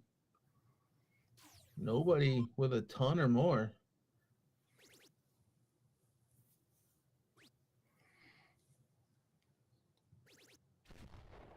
Better from Kessler. The only one to find a triple on the first turn. Finds 2 more that time. So in the driver's position going first.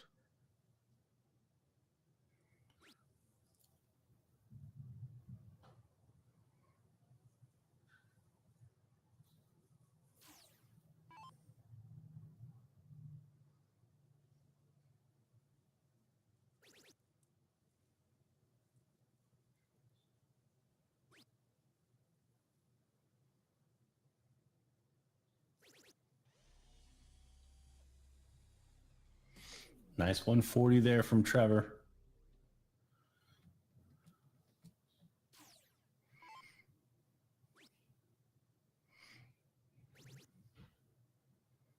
Todd find a couple of troubles.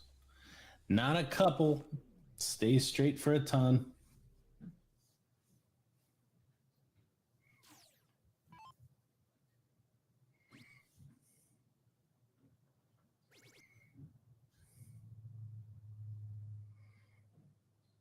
To leave a finish needs a switch, but both opponents above 350 doesn't need to leave a finish. I think I'd rather stayed there.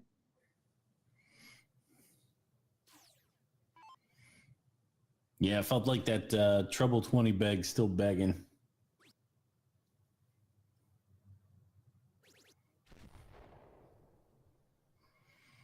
Still no finish for Holt.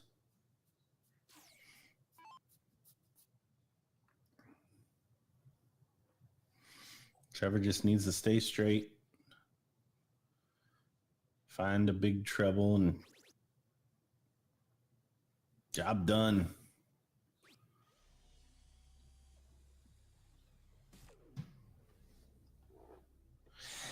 He's not happy because of the third dart, but this leg only hit it in one direction at this point.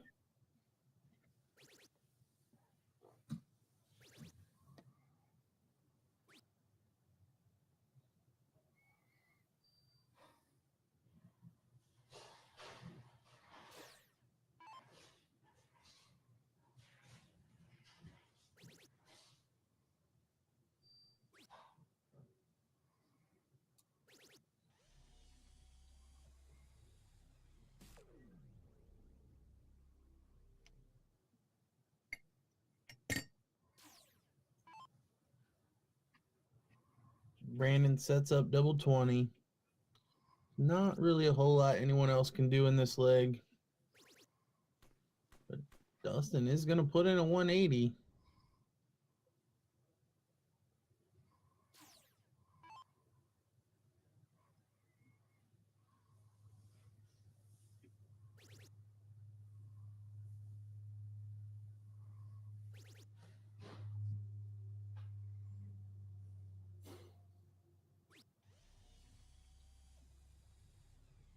Trevor also going to set up 40.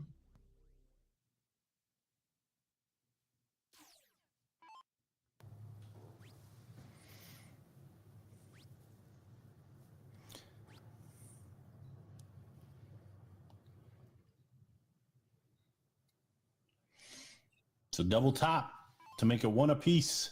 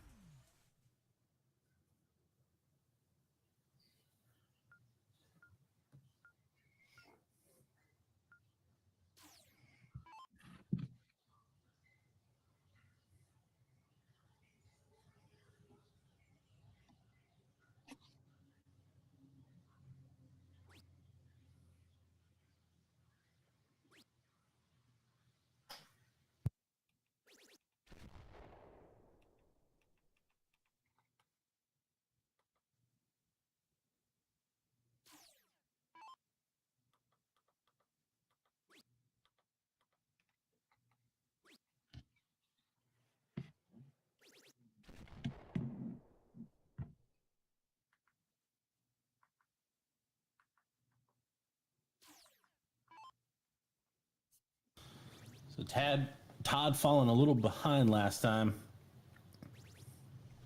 Back into the triple this time, though.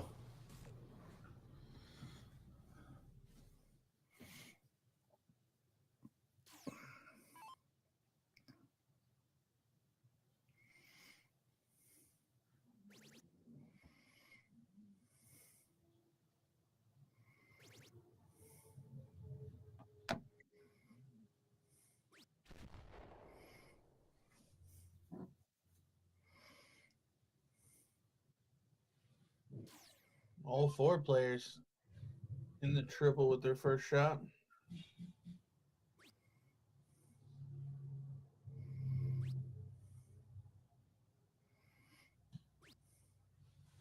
Oh, Dustin with the pole position only finds 3 singles. Open the door now for Brandon to push into the lead. Feel like it probably has to be a 140 in order to really give him the advantage.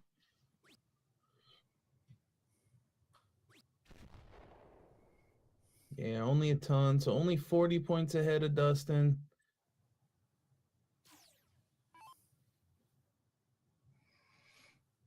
Dustin will need a 180 to leave a finish, though. On his next turn, Todd still need a couple of triples, so maybe a chance for Trevor here to apply some pressure.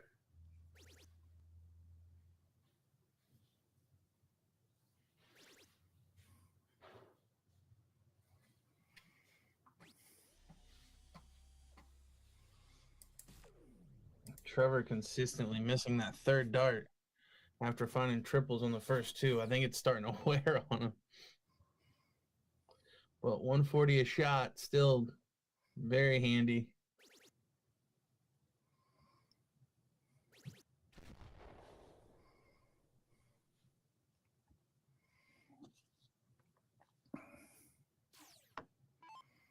Can Brandon find a 140 to leave a finish? Or better. He does get down to a finish.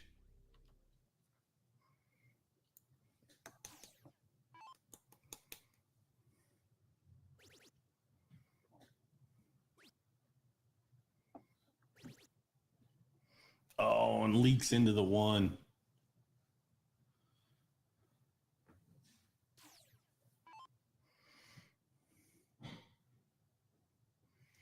$140 out of Trevor's last two turns.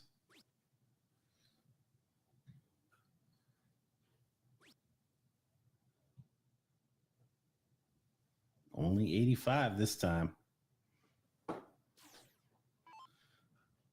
Leaves a little to do. Dustin might have 6 darts from this 201.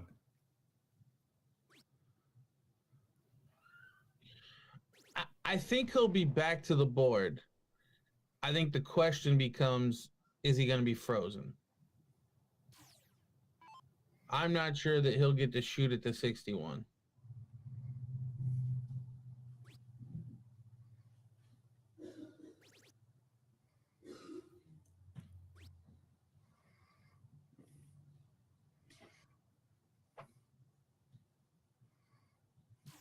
Todd really needs to put in a 140 here.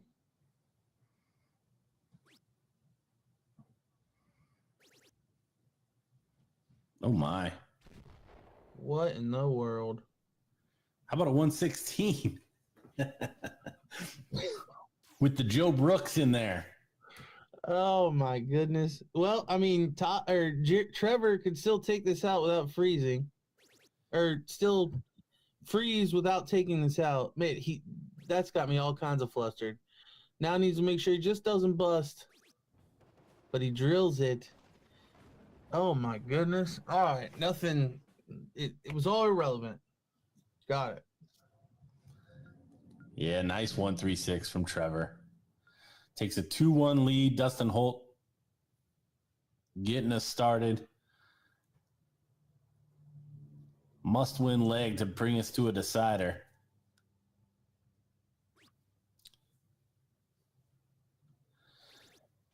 And it's funny, I tipped Dustin and Todd because Dustin's going first and Trevor is going second for them. But there it played out.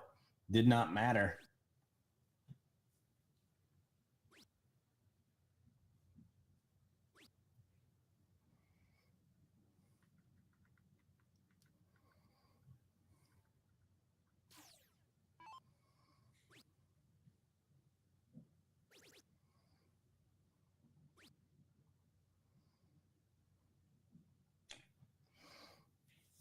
And one good turn deserves another. Brandon hits 26. Todd hits 24. Dustin had a 140, so Trevor's going to hit a 140.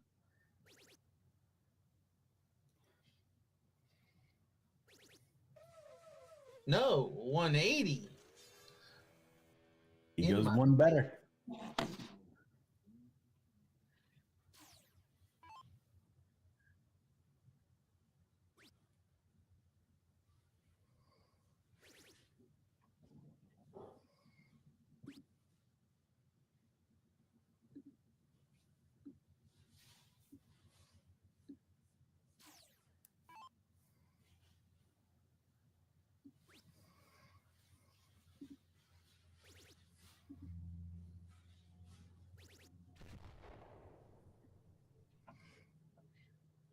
Good recovery there from Kessler.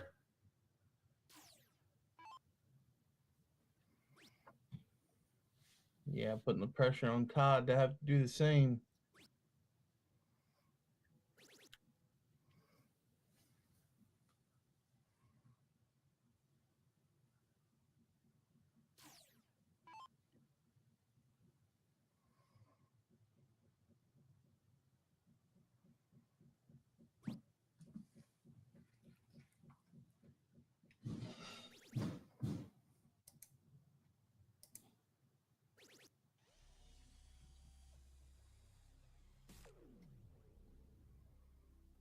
Another 140 from Trevor.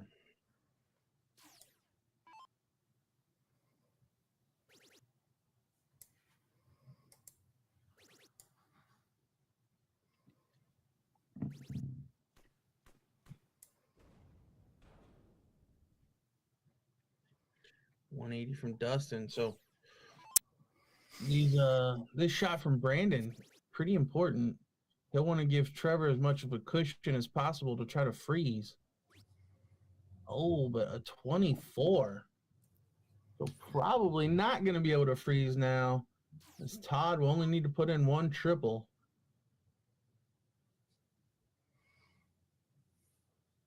Just 85 points behind Brandon.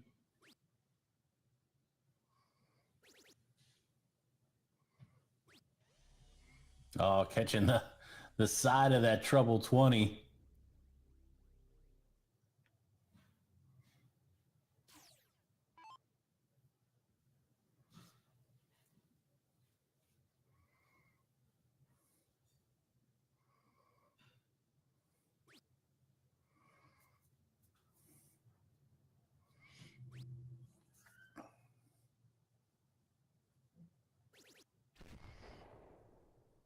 Feel like we've seen 96 from Dustin quite a bit. Tends to like the double 18. Now, I want to say this was what he missed in the very first leg against Rick and Maine. And comes inside on both doubles. You see, he's not happy. That's set up perfectly for him. So opposite to what it was last time, Brandon needed a big shot to try to get the freeze on Dustin. This time needs a big shot to try to guarantee Trevor a shot, and he puts in a 180.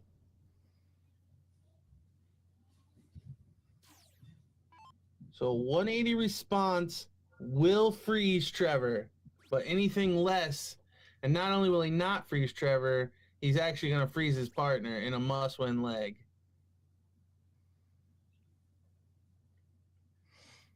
Yep, there it is. And you see Dustin taking ownership. Should have polished off the 96. So 81 to be the king seat holders. 20 for tops.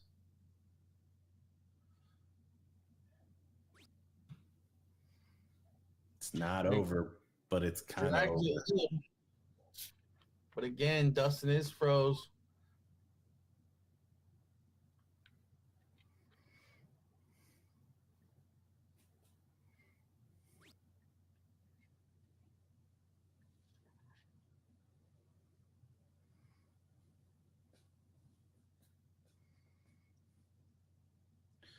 Now another 20-something from Brandon.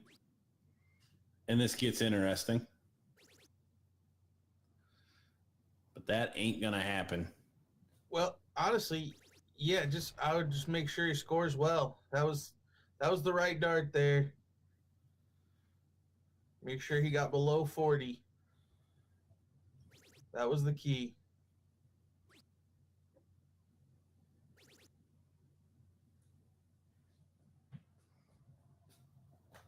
So double 10 now for Trevor to take the king seat.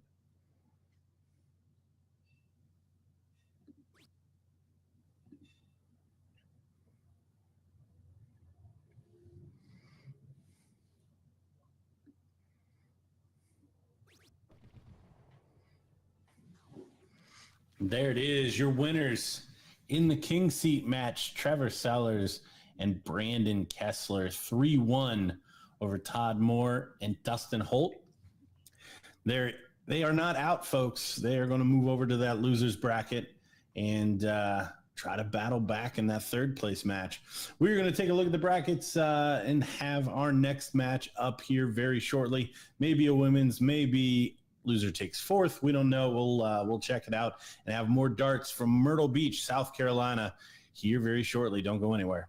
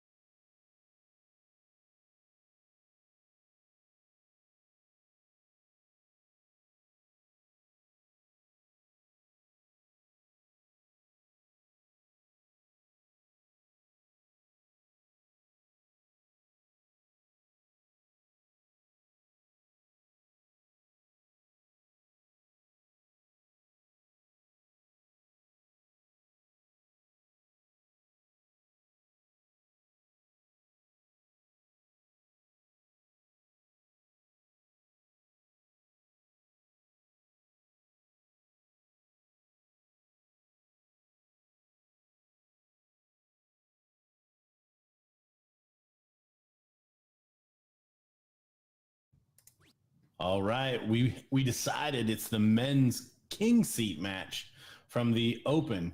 I guess I shouldn't call it men's. It's the Open 501. They call it men's. Oh, okay, fair enough. So who do we got? Who do we got playing, Dad? We got Charlie and Rick taking on Greg and Robert. Nice and easy. Well, man, I almost feel like I should have stepped in there on that one. But that's clearly Robert, even though it says Mitchell. And Dart Dog would be Rick. Got it. So, open in, open out, full bull. These are the two best teams throughout the winners bracket.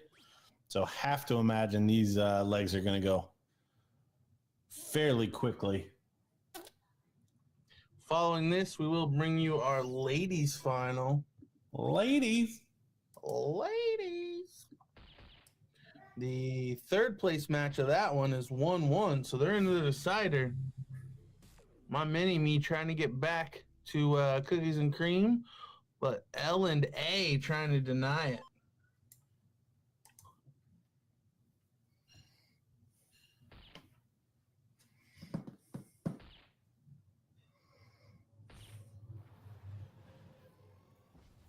There's a hat trick.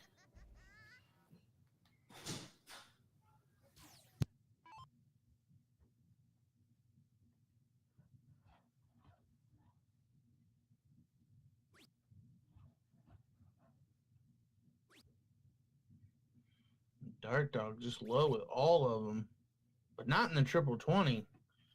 Does find a 60 with his last dart.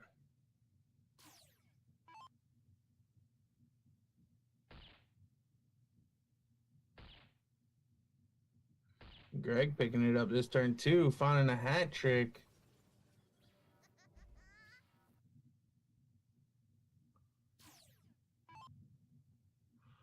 Charlie will look to leave a finish.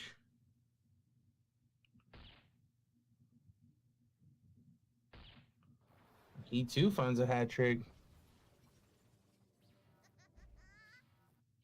What can Mitchell do? Was leading prior to the start of this round.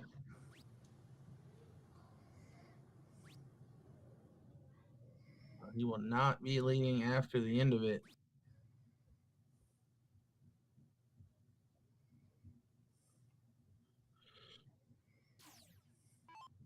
And those three darts from Mitchell actually helps Rick's cause. He was way back. Now, less likely to freeze. Yeah, not possible now.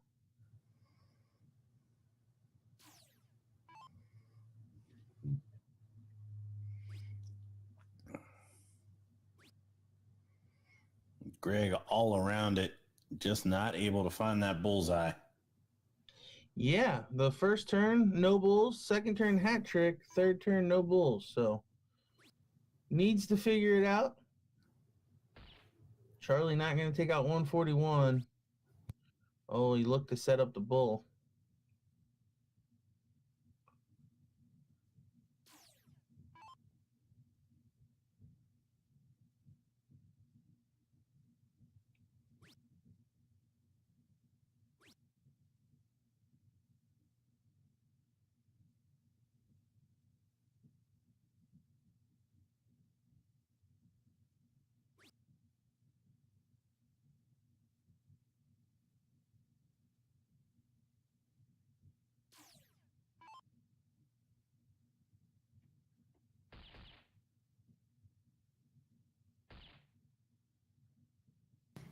On the verge of a finish.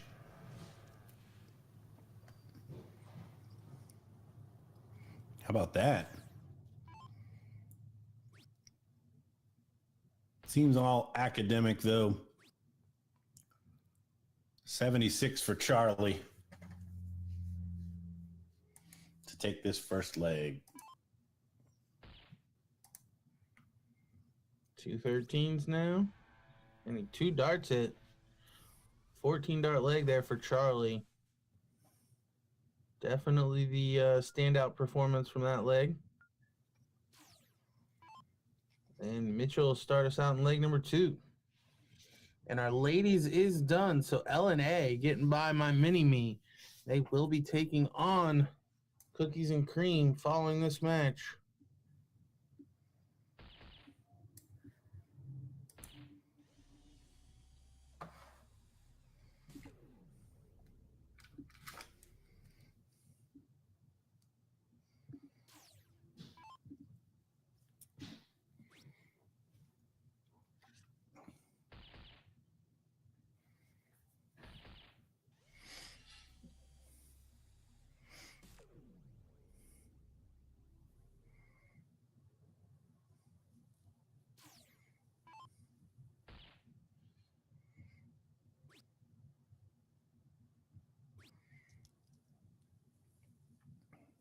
I don't think Greg's missed a single dart by more than a hole or two, but not finding the bull very regularly. Yeah, a bit unlucky all around the outside there, but doesn't do you a whole lot of good. Across the board, everybody raising their game a little bit here at the beginning of the second leg.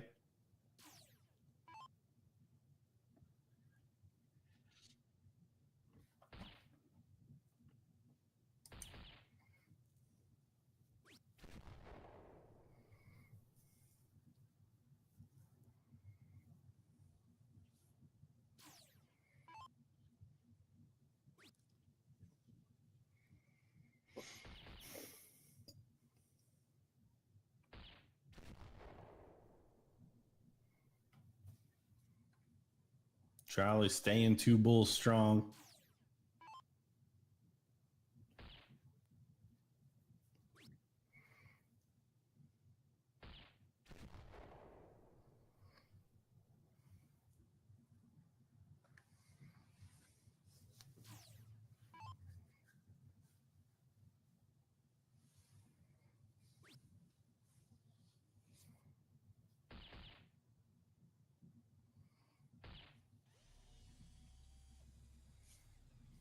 Rick with 5 out of 6.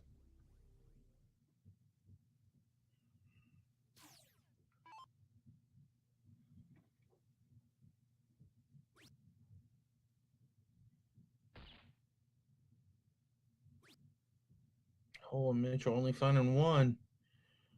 So opportunity for Charlie to take control again.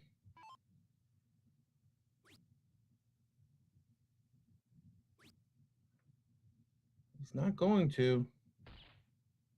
He does push into the lead just barely.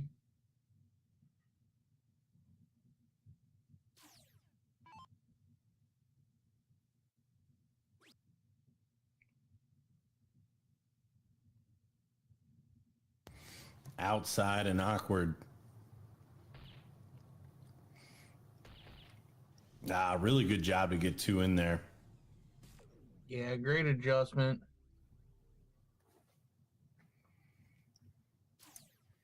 Dart Dog could be the first to a finish.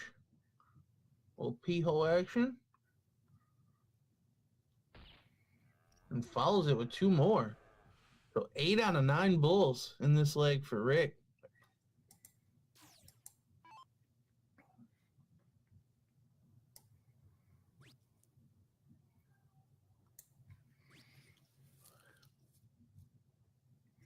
Nothing going for Mitchell here.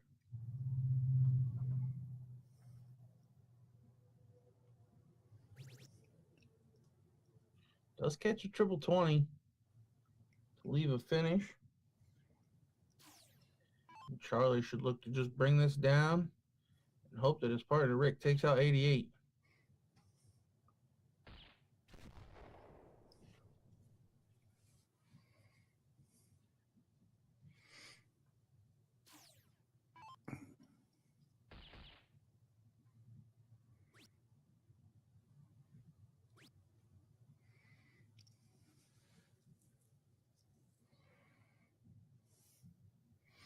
So here it is for the match.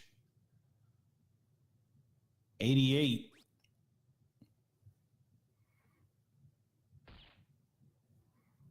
Double 18. Oh, it comes way inside. But 143 is frozen. So no finish available.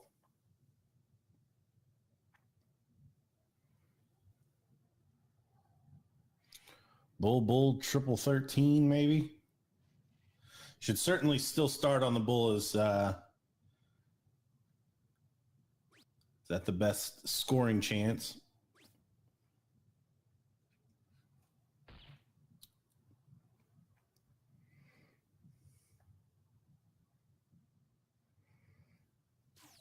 Charlie will look to take out 101.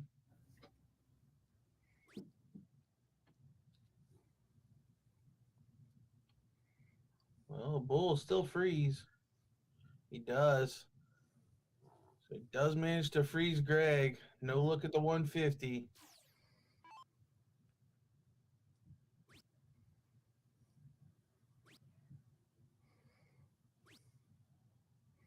Yeah, Greg just getting fed up. I mean, there's not a whole lot he can do to course correct. Literally one hole out on almost every dart. And there it is. So Charlie and Rick do take the king seat for Greg and Mitchell. They will be battling in the loser takes third place match, the Open, in their next match. But we are going to get the ladies' final coming up. So don't go anywhere. More darts to come.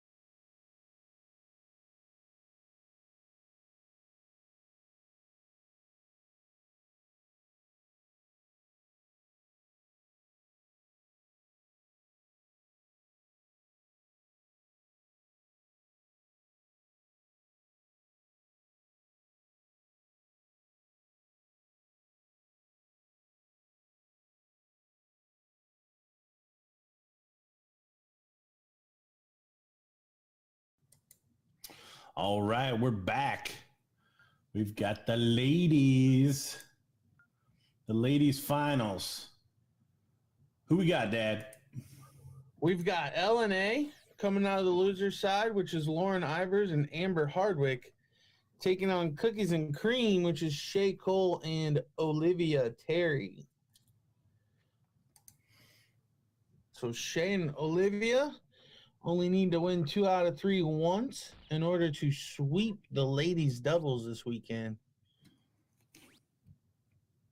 And for Shay, this her third final that I know of.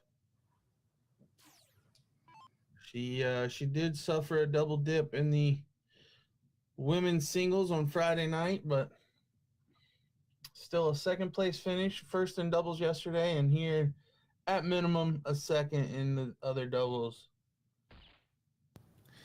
Yeah, she's going to have her sights set on that doubles win for the weekend.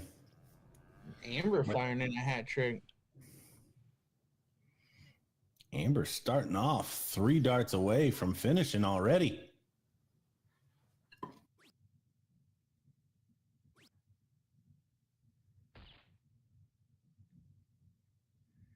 Now, I'm completely unfamiliar with Lauren.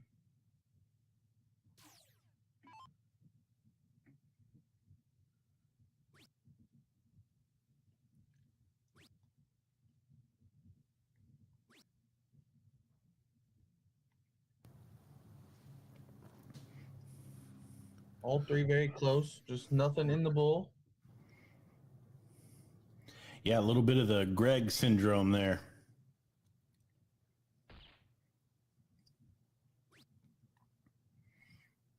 Oh, Shay leaving a lot to do.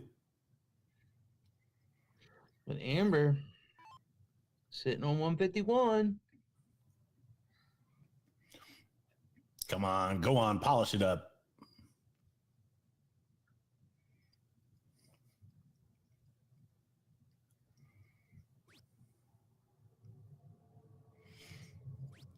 Not going to happen this time.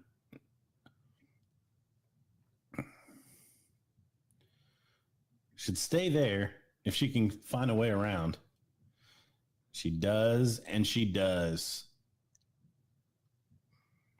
Shot from her to stick around. But will she get another shot?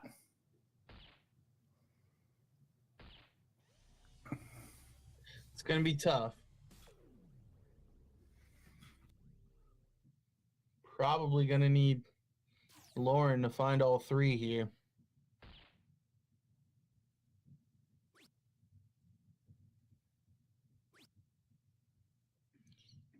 Yeah, that not enough. All Shay's going to need is 1 bull and 1 solid number to freeze, even if she doesn't take out the 155. But 155 still starts with a bull.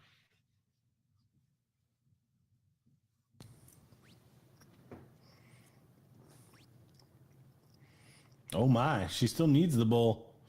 Oh, she switched up. So shot is on for Amber here.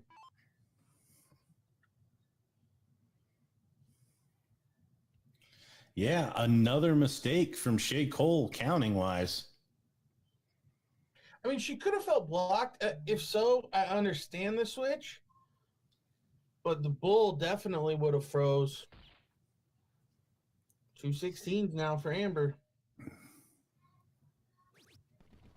There it is. So an 8 dart leg puts 1 on the board for LNA.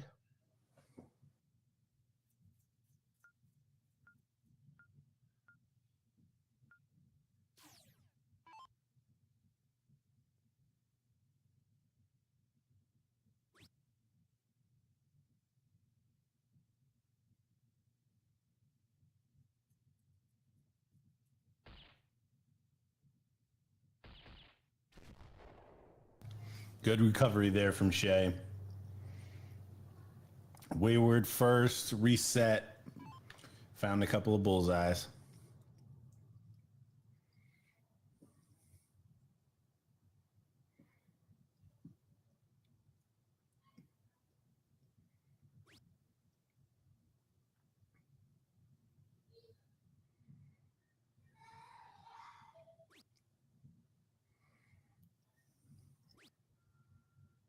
On Amber this time, not able to find a single bull after kicking off with a hat trick last time.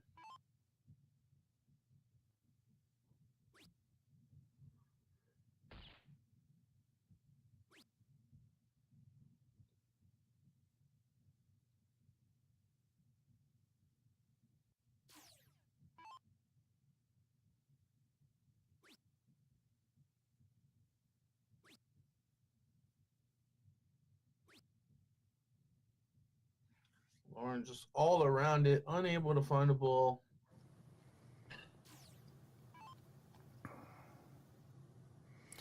Setup shot incoming for Shea Cole. Hat trick will leave 36. I'm sure she'd be fine with that. It's not going to happen. And again, she leaves a little to do here.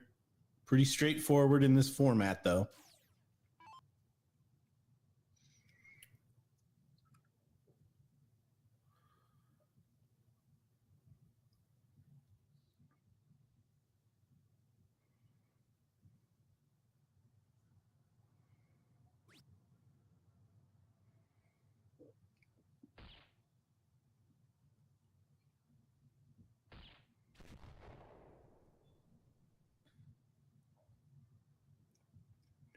Two bull turn does get her down to a finish.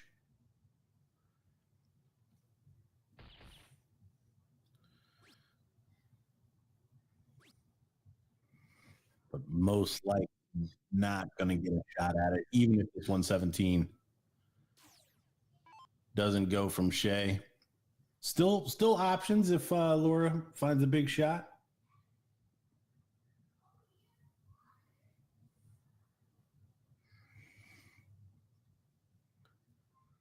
For them to make the finals, I have to imagine this has not been the regular play from Lauren today.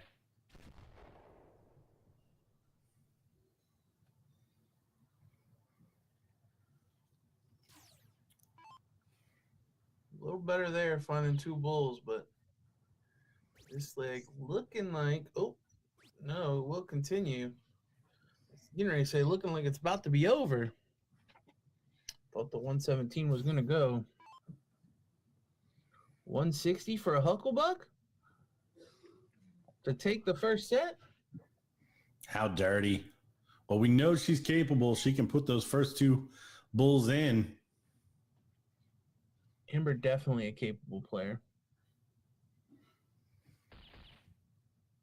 Another one of those. Triple 20 for the steal. Oh.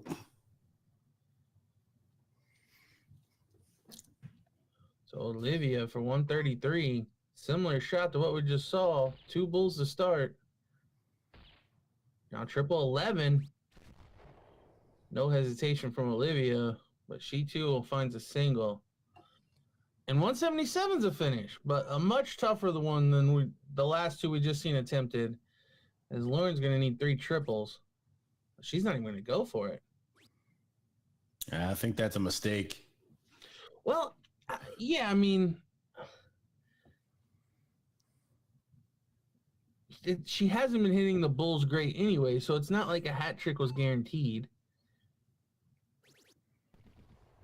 But there it is. Leg number 2 to Shea and Olivia. We are tied up at 1 apiece, and we're going to get a cork to see who starts the decider.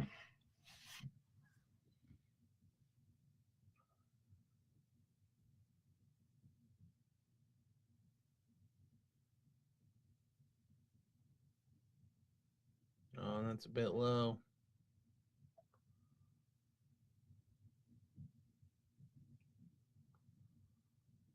Well, I think Amber got it.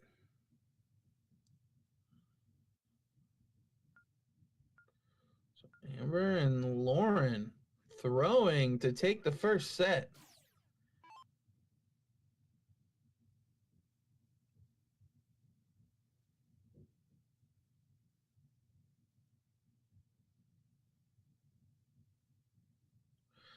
Definitely some superstition out of Amber. Has to hit the the opponent's hands first and then come back to the partner. Can't blame her. Everyone knows that rule.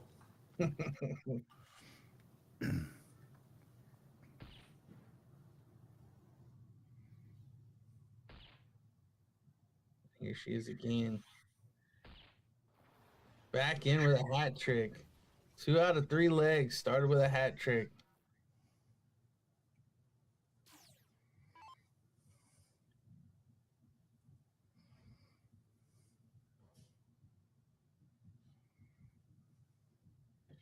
You feel if Lauren can just do her part and not freeze, that Amber's got a really good chance of taking this leg.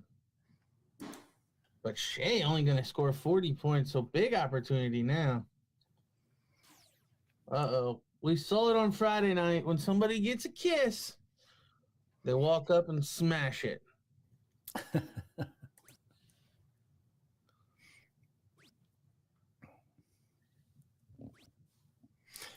The kiss was on the lips. That clearly has a them cheek kisses. yeah.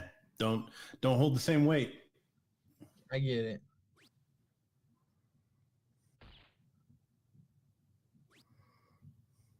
Oh, Olivia unlucky with the third. Only finding 1 bull.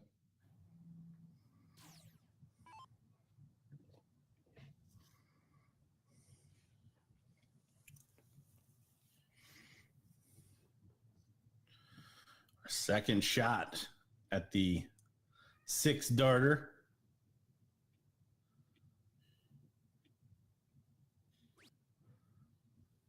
Oh, not going to happen.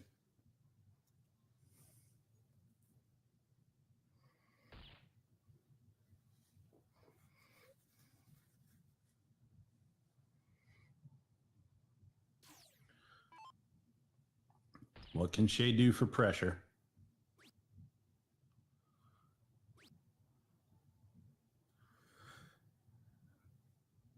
The answer is nothing.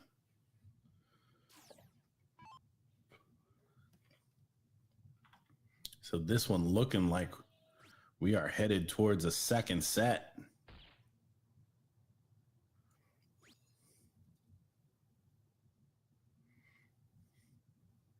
Yeah, Amber definitely going to get a look at the 86.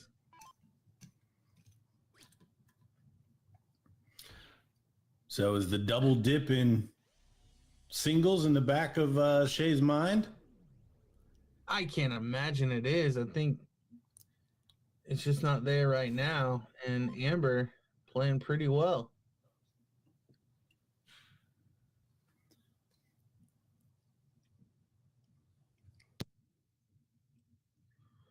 So bull and 2 18s.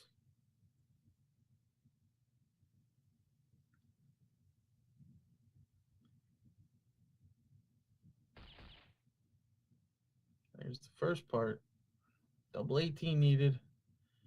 Well, it's a good miss.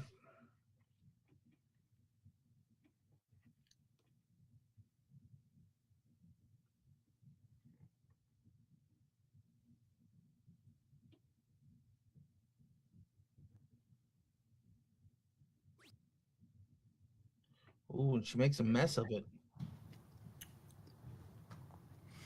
Yeah, 25, not fun. Especially from where she was sitting.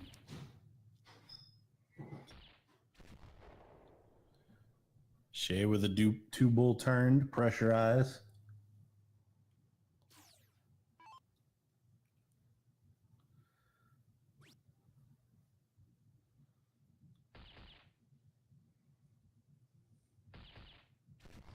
I was worried about Laura after that first one. But able to find 2 after that. So no chance at a freeze, but this one is on.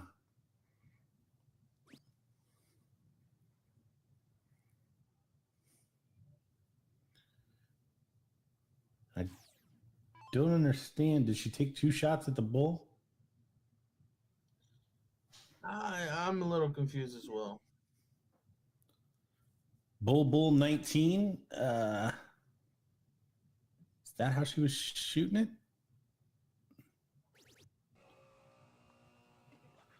And there's one of the reasons.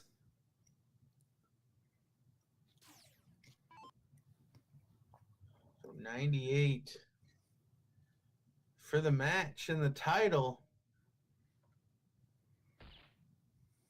Triple 16. There it is. So Shay and Olivia get it done, sweeping the weekend for Amber and Lauren. Is it Laura? Oh, sorry. Lauren. Amber and Lauren, your runners up, but a good showing by them. And we should have our pro doubles.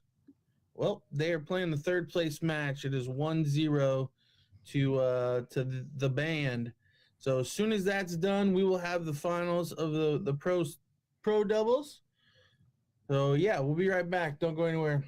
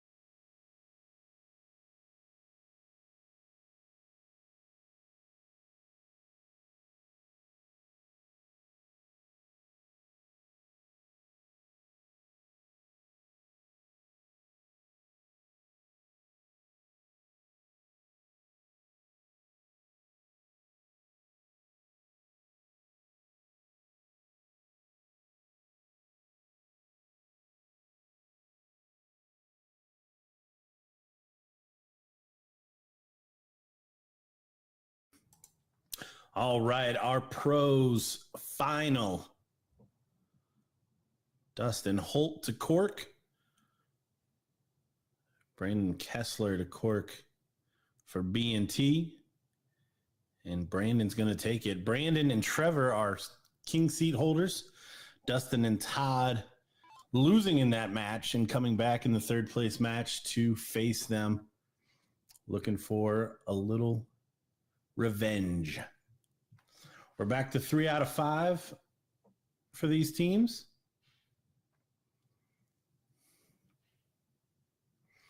And both sets will be 3 out of 5 if needed.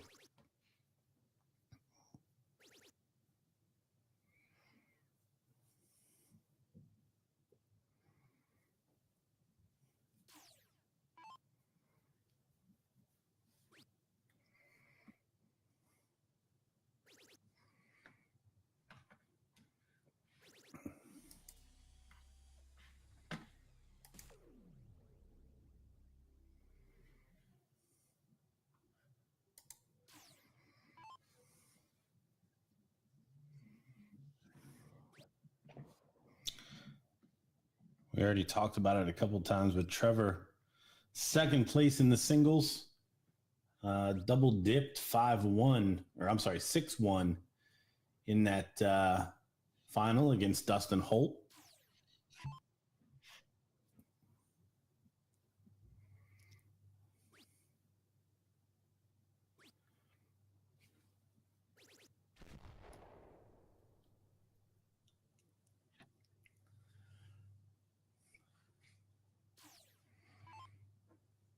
Since this is a rematch, it's worth noting did not go to the decider the last time.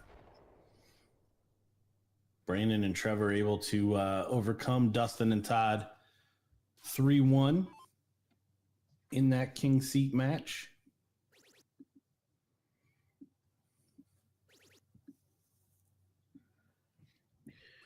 Keep everyone posted. The men's doubles third place match is underway.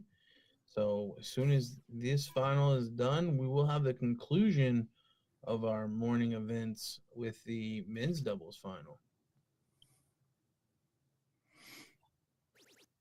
Did Ram and his partner get through that one? I think so, but I'm not sure. Nice 180 there from Trevor.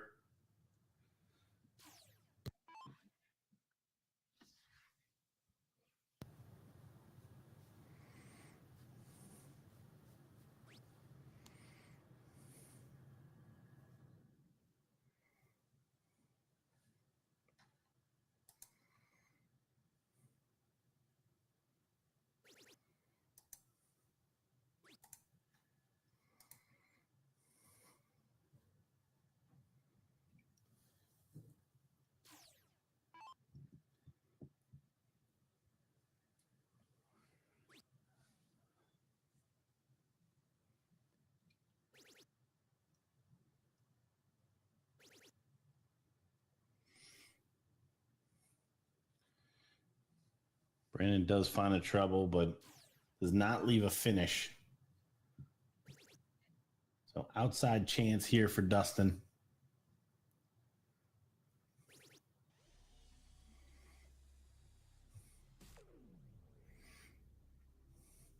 Dustin does leave it out.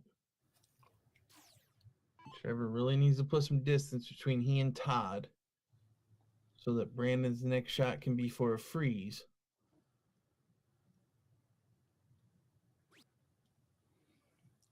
But he's going to leave the door open. Only 45. So now Todd could actually get lower than Trevor to guarantee no free shot.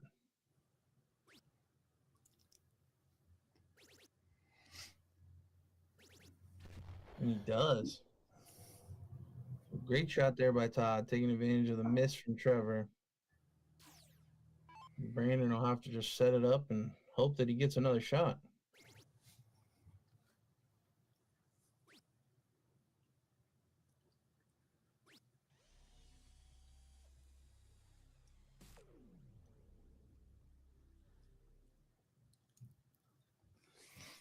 Oh, Dustin liking the 36. I wonder if he's not thinking about two treble 18s straight at the 20.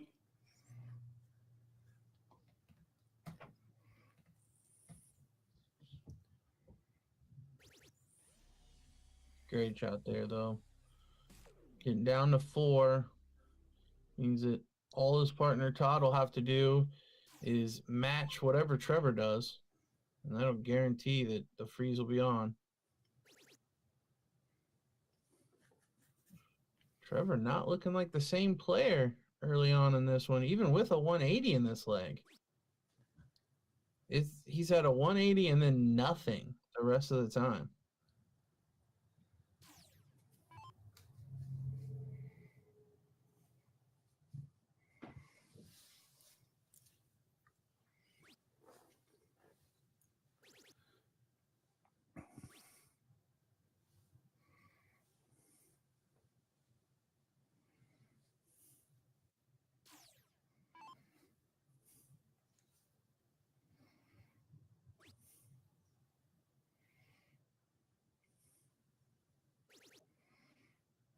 Kessler frozen. He's going to throw another dart. Gets down to 2. Double 2 for Dustin Holt to take this first leg.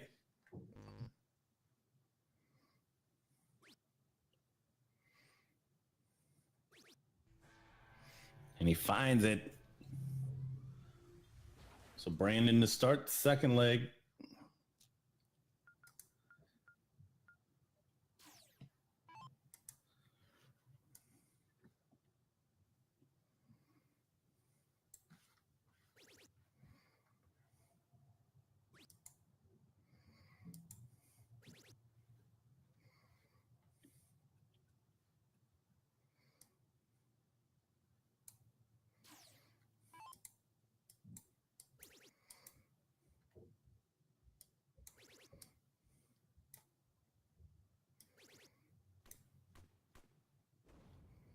Good open there from Dustin, firing in a 180.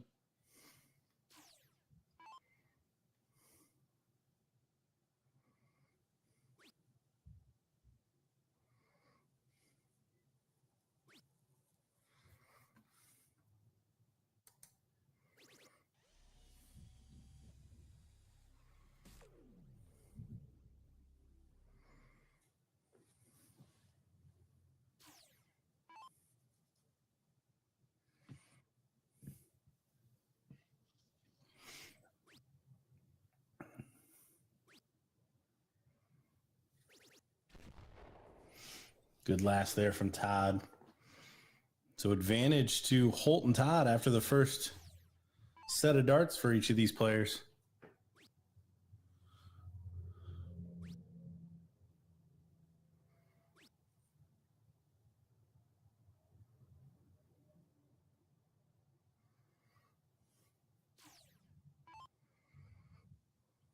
Early doors, this is not shaping up well for Brandon and Trevor. They just do not have the same form that they were showing in the king seat match. They could snap out of it, not saying it's over, but I'd say it's looking like Dustin and Todd are going to go 2-0 up in the first set, which would be very hard to overcome. So I would say we're probably playing 2 sets here.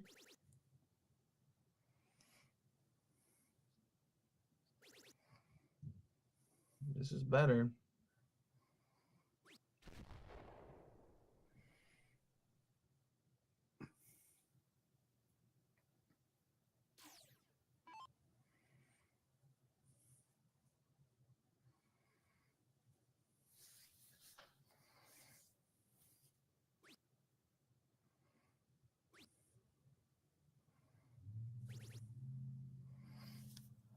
Todd does snag a treble. You see Dustin's reaction there. Definitely happy.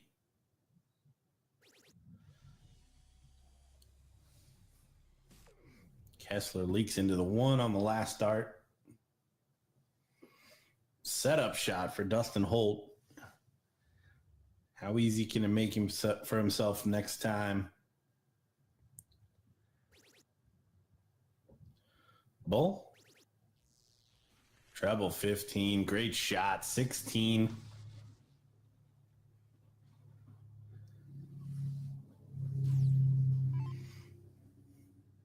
Still the potential for a freeze here. Todd lingers back. Trevor and Brandon both finding some big shots on their turns.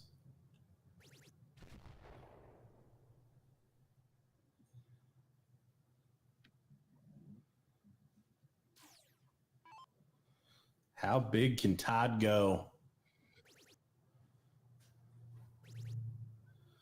Well, Todd can go the biggest.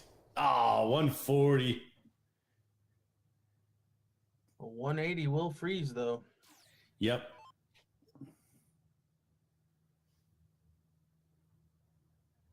In fact, Todd actually would have been better served going bull on the last one. Not realizing it beforehand. But job done. Brandon didn't freeze.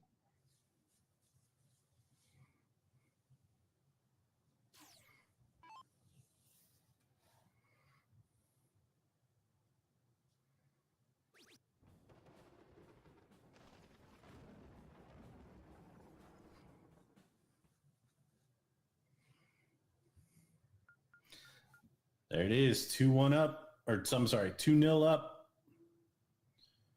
Brandon going to start for the third leg in a row. Trying to get one on the board. If you're just joining us, welcome. We're watching the pro final. Brandon Kessler and Trevor Sellers had the king seat, but maybe giving up the first set here.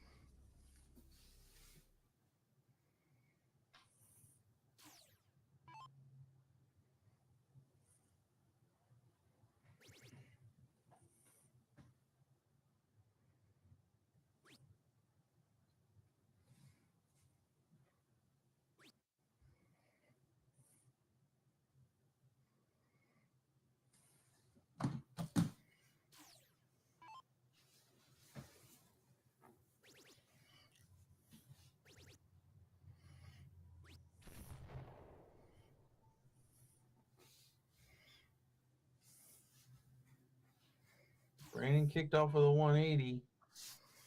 Going first.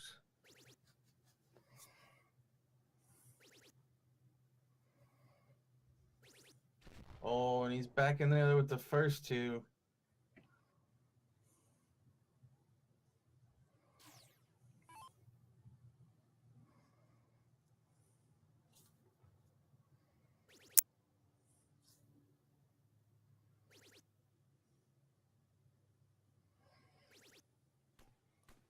Dustin staying right with him.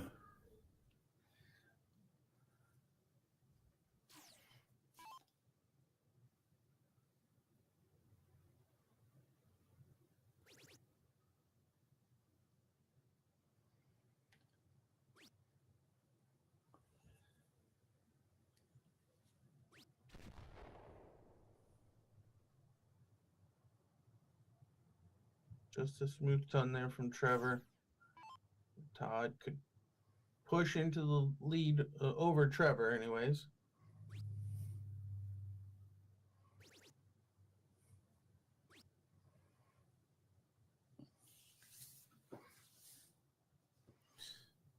Todd does get his nose in front. Big setup shot incoming for Brandon. Yeah, everyone's next shot will be the important ones.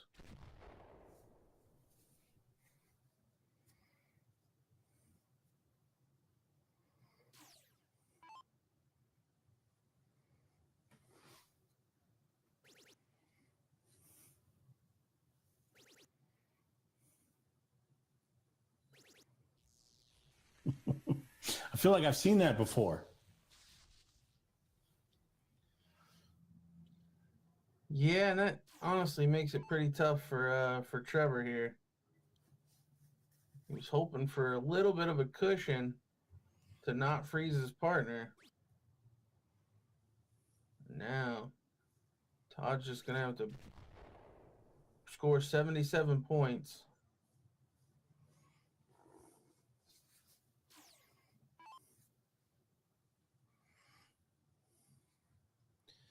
Yeah, really, 420s does it.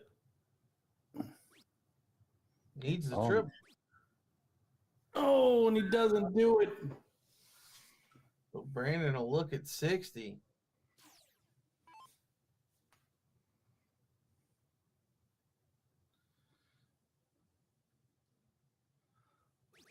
Lowbrow here from Rick in the middle of a final.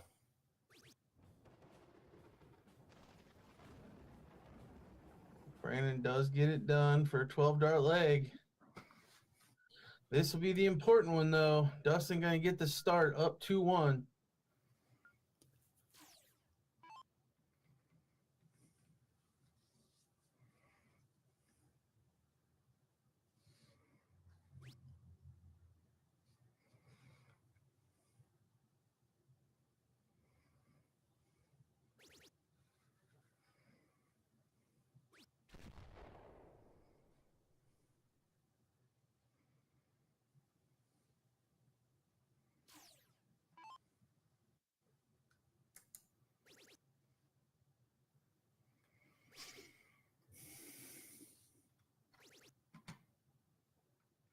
Brandon back in there with 3 triples.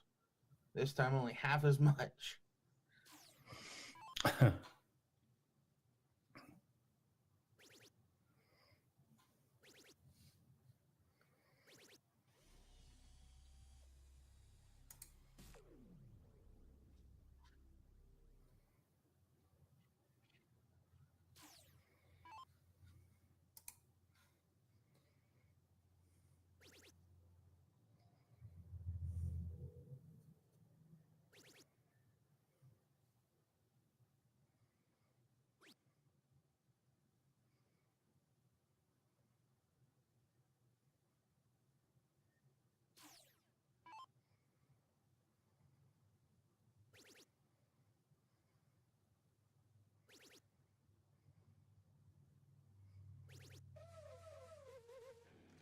Big 180 there from Dustin. Looking like we are going to be going 2 sets.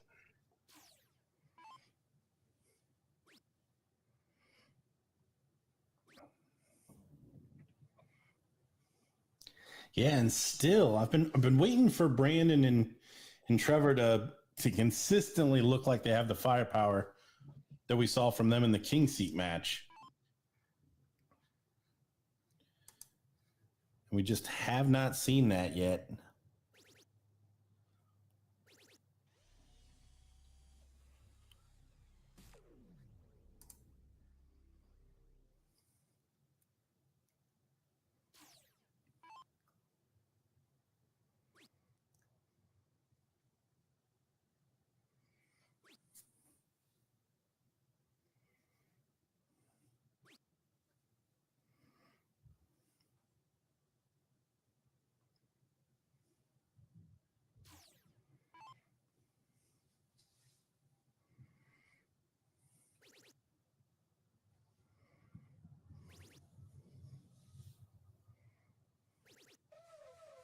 Back-to-back 180s from Dustin, leaving 41 after 9.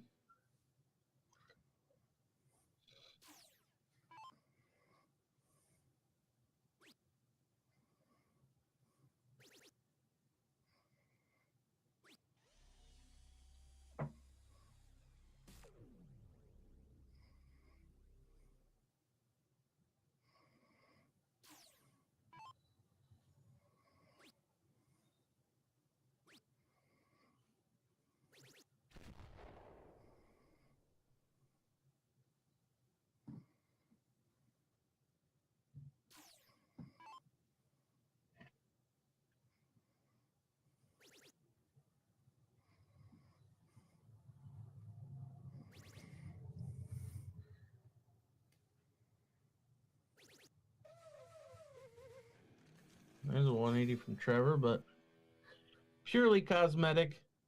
Dustin looking at 41.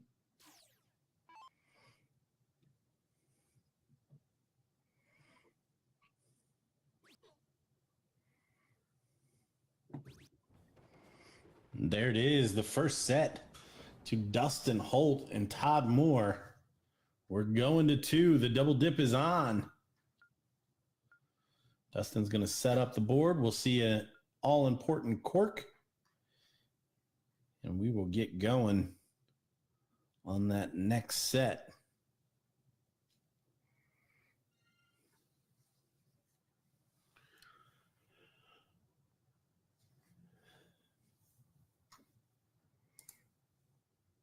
And right now, Greg and Robert, and the loser takes 4th match in the men's doubles, have the lead, looking to come back to the final after losing in the king seat match.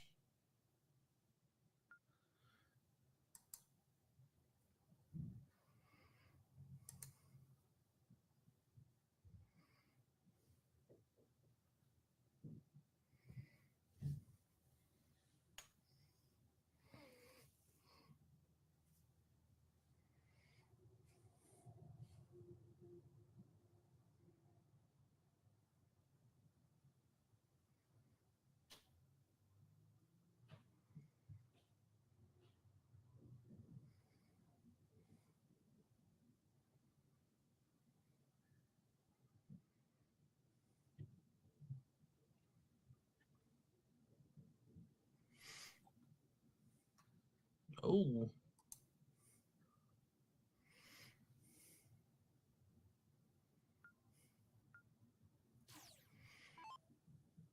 So in an unlikely exchange of bowls, Brandon and Trevor will start for the 4th time.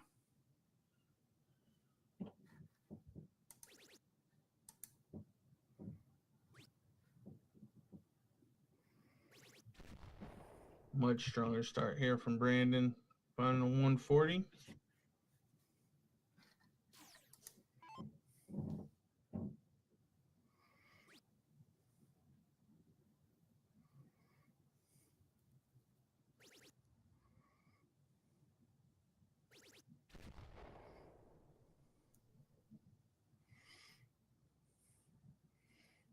Somehow Dustin able to find the corner of that treble 20.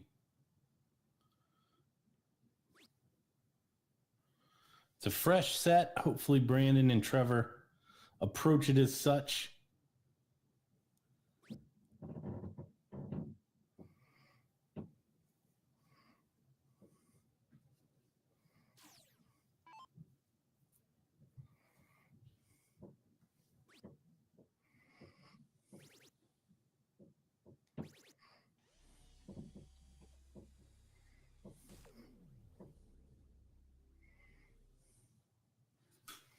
Both Dustin and Todd, 2 treble turns.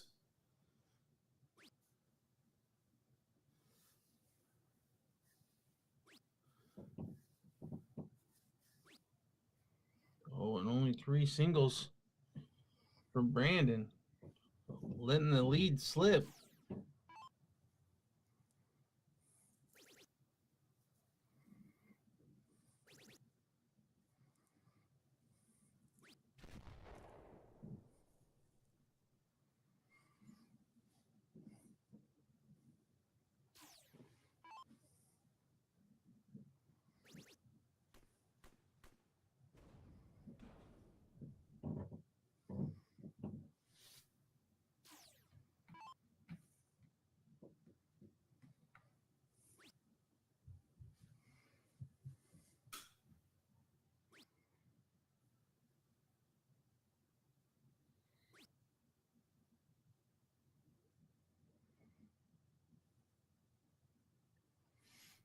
Only 60. So Todd can put a big distance between him and Trevor. Not as much as he was hoping, but with Brandon all the way back on 301 and Dustin on 181, This first leg shaping up to be the first lead in the actual match between these two teams for Dustin and Todd.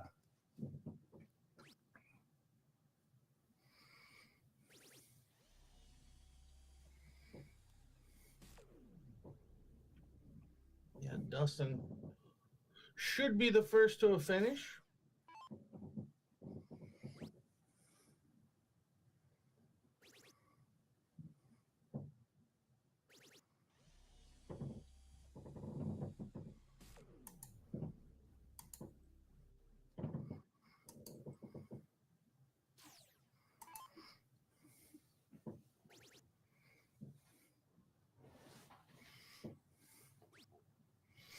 All these matches just playing out exactly as they should have.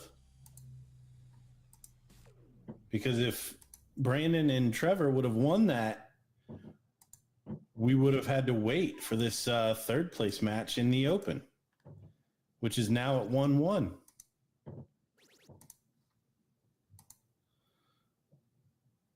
So these guys doing a great job helping us manage the time here.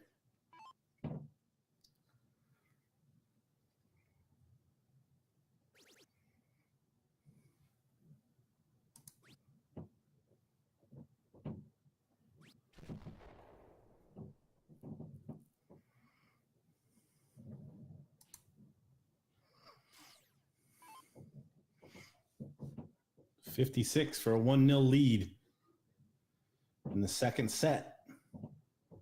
Came inside both times from 96, but this time he finds the double 9 for a 1-0 lead.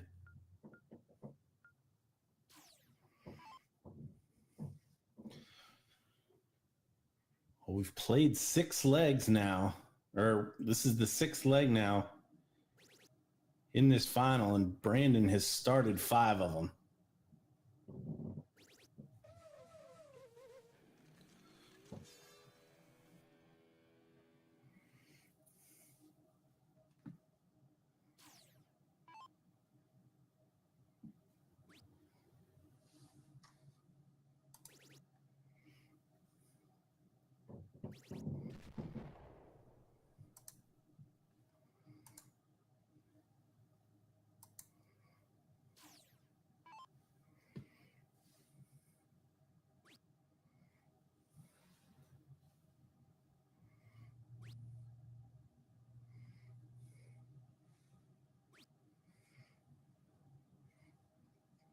Trevor just running out of steam here.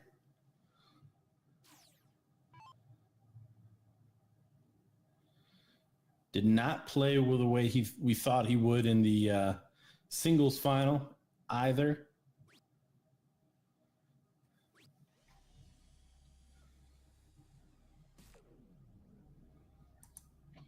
Yeah, something about finals and Trevor not getting it done. At least this weekend.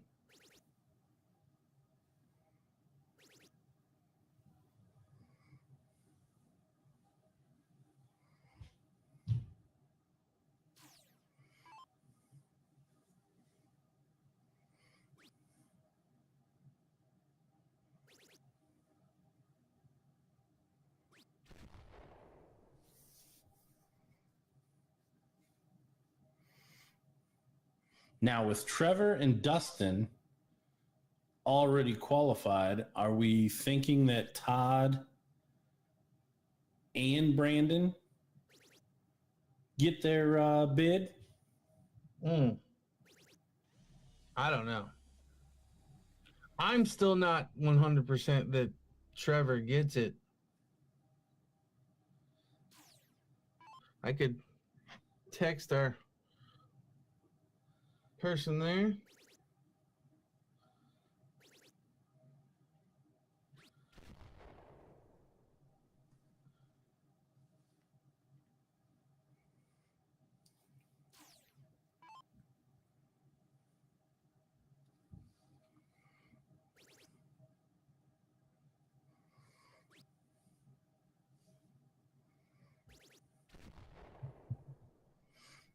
Good leg here from Brandon.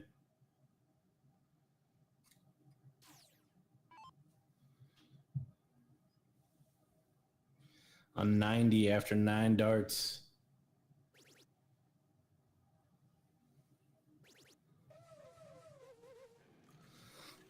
Dustin on 81 after 9.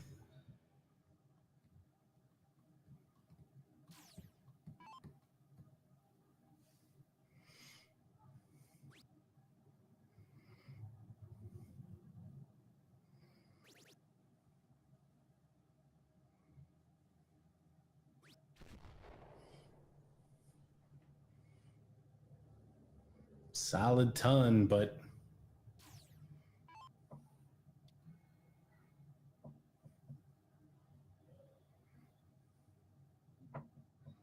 Todd needs to get to 139.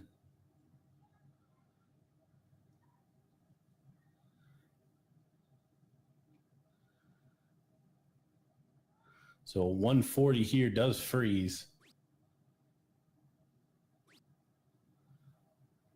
Well, it's not going to happen.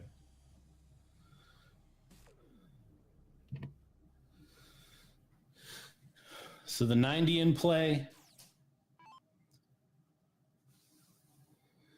All kinds of options here. May choose to go 20s, may go bulls. He's going the 20s route. He gets the double 5. And he finds it. One apiece in the second set. Great leg from Brandon Kessler.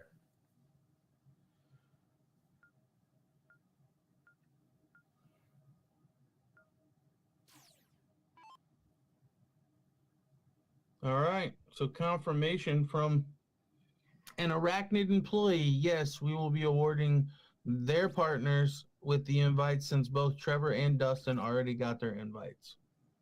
So all 4 of these men qualified for the ESPN Invitational now.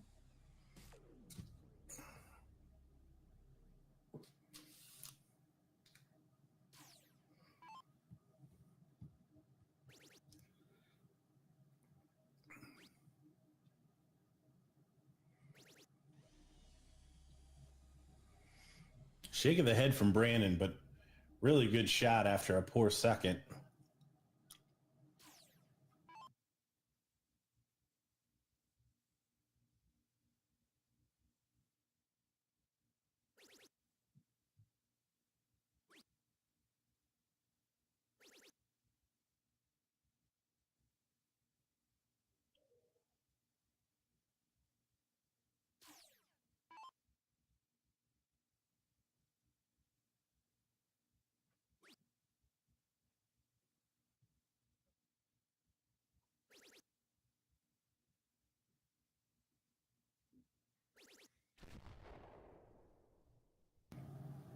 And a 140 from Trevor.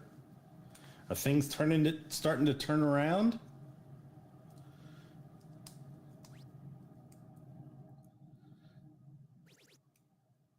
I mean, that's the benefit of being the king seat holder. You've got quite a few legs to warm back up.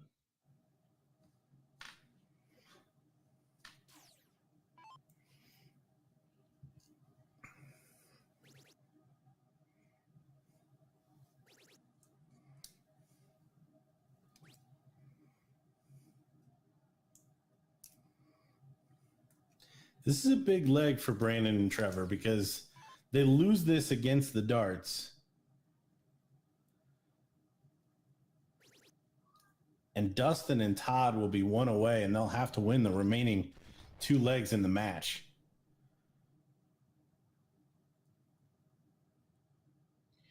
Yeah, I mean, I feel like this leg is big and not big at all for both teams. Because if you win this one, you go on the hill, you're 1 away from victory. If you lose it, well, you're 1 away from being beaten, but at the same time, you know you get to start in leg 4. The format just kind of allows you to almost relax in a game 3 when you're tied up 1-1.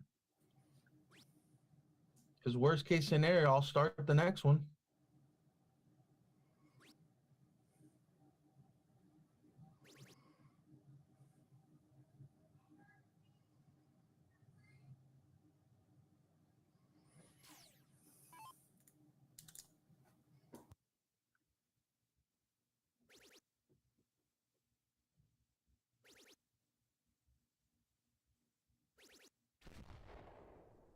Brandon does leave a finish.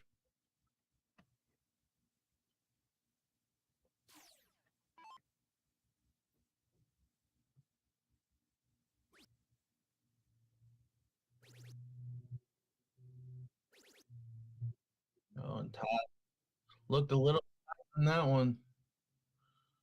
So Trevor now. He can't freeze, but he can force Dustin to have to take out the 156 or be frozen on the next one. He's not really doing that. Only 3 singles. And in the open, Greg and Robert have completed the win, and the loser takes third match. So they will face back off in the final against Charlie and Rick for a rematch.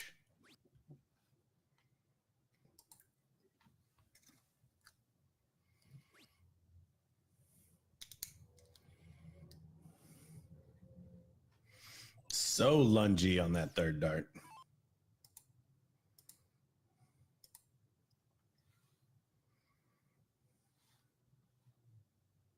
Brandon gets a look at 158. It's not going to go. Needs to make this as low as possible. That'll do. Todd cannot afford another slack turn.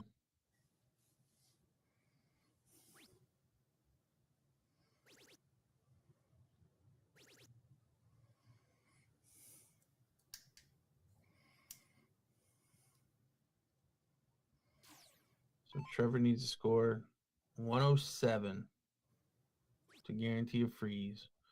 107 or more. Needs another triple. Doesn't do it. He doesn't really run the risk of freezing Brandon unless Dustin were to leave 2, which is unlikely. But you got to feel Dustin's going to take out 75.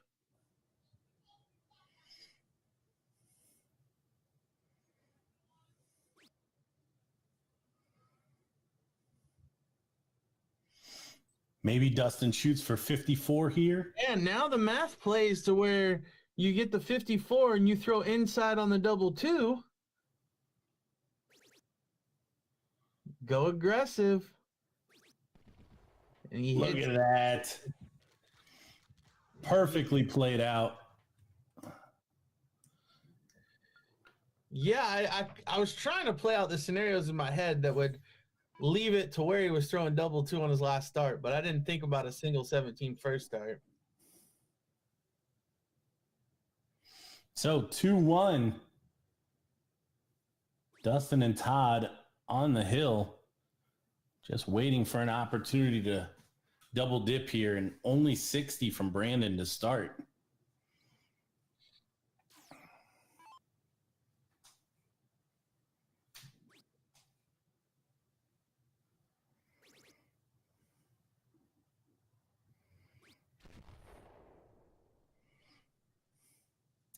Is Dustin falling back a little bit on that third dart? He normally does that when he's off a little bit. He kind of takes a step backwards.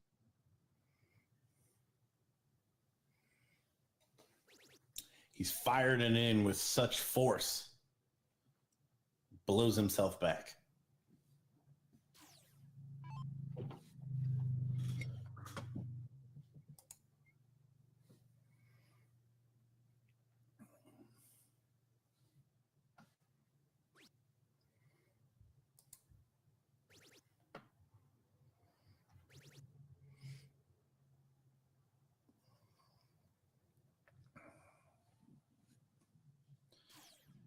$95 from Todd, but really all he needs to do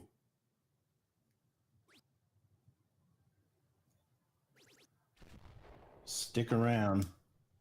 Nice 140 from Brandon, but after the 60 start, Dustin kind of controlling his own fate here.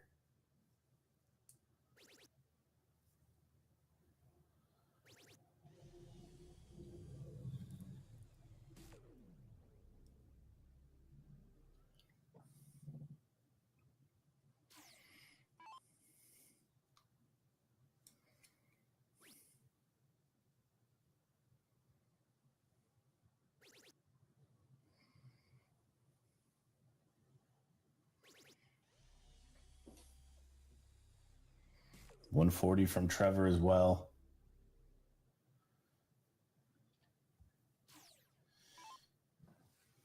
Todd muster one of those 180s. It's not going to be a 180. Oh, but he does find a big triple on the third dart. Keeps it interesting.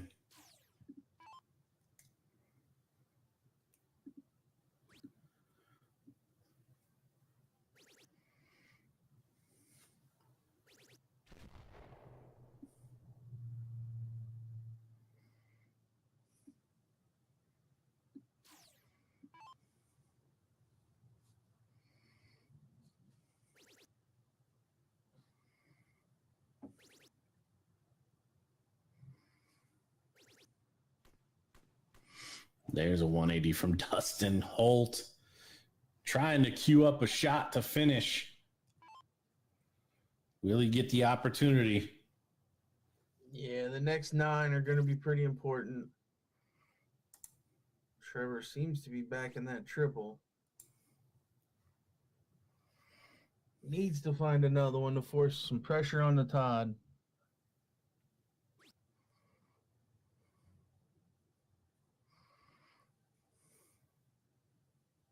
So 140 now from Todd. And Dustin will get a look at the 86 for sure.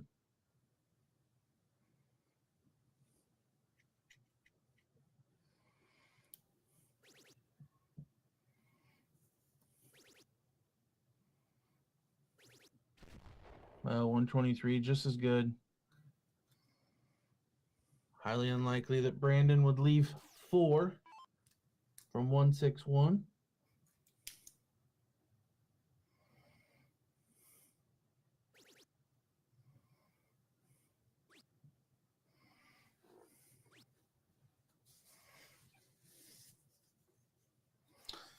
For his second double dip of the weekend, Dustin Holt needs 86. 54 for 32. Single. Could stay there. Bull. Oh, I have a feeling when that left his hand, he would have thought that was good.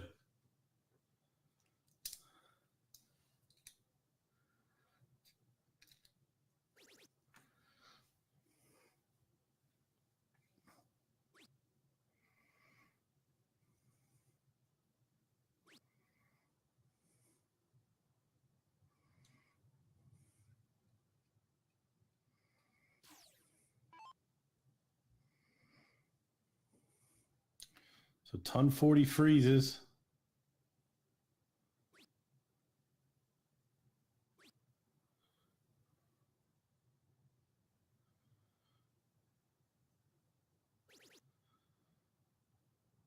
Well, and that probably froze Dustin.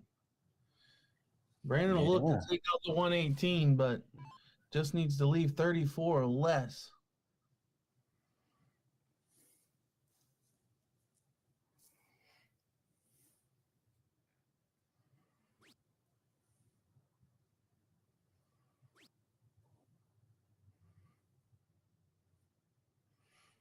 Well, triple 20 will still do it.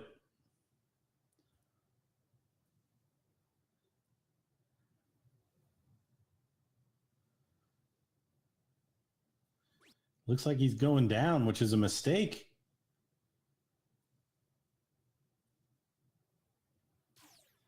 Even if he found that treble, it would have left 36. So 25 for the match. And there it is, the double dip. Again, Trevor Sellers with a double dip at the hands of Dustin Holt, this time teamed up with Todd Moore. Brandon Kessler, however, and Todd Moore do earn their way into the Invitational. So great match between these two teams. And we are going to step away just for a moment as we get those open players queued up. to play that final to round out our coverage of the Myrtle Beach 38th annual BullShooter Regional. Don't go anywhere. We'll be right back with that open finale.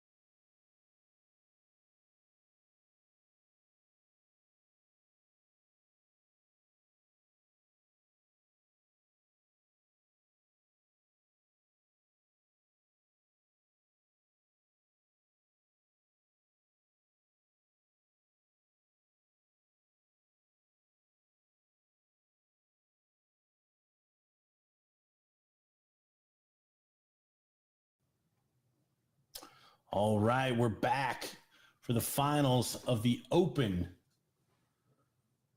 here in Myrtle Beach, South Carolina. We've got a rematch of the King Seat match. Charlie and Rick coming out on top there, taking on Greg and Robert, who fought back in the third place match to set up this rematch. We're back to 2 out of 3. Open bull, open in, open out.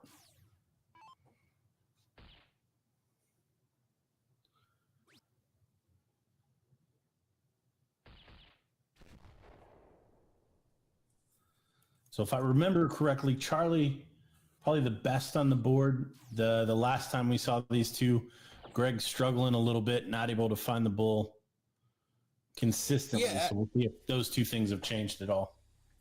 Yeah, I would agree. The only thing, Greg, I mean, he didn't miss by more than a hole like the entire time. So I feel like a very minor improvement from him. And he's going to find quite a few bulls. But Rick actually had a really good leg in the last one. I think he went 8 out of 9 on the bull.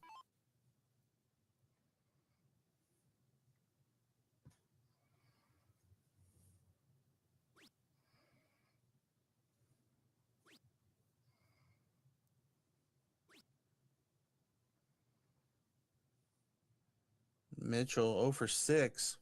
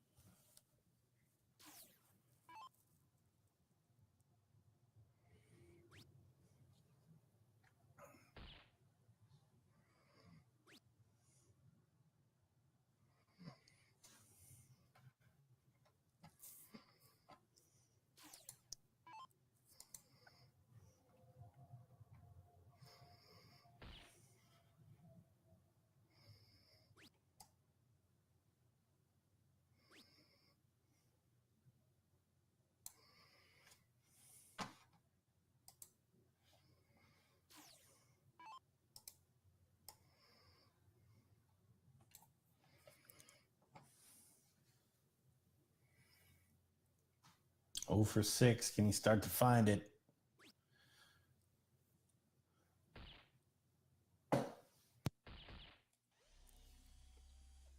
Does find 2. But Charlie kind of in the pole position now.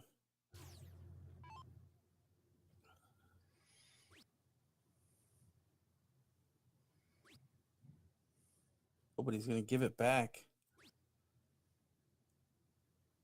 Put Greg in the power seat.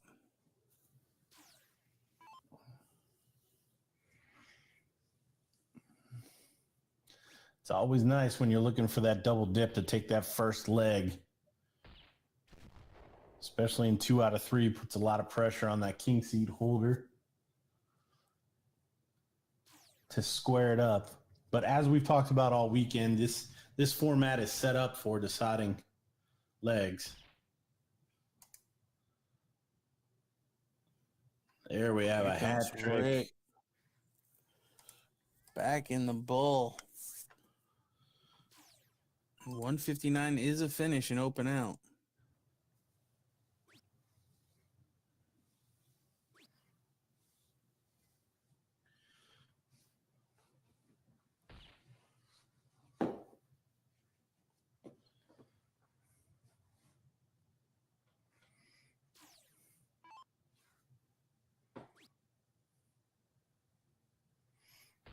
Two bulls will get him there. Does get to a finish.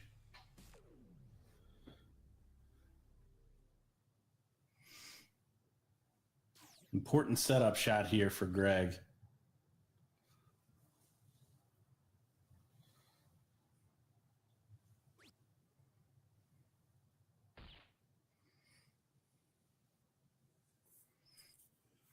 Again, all around it.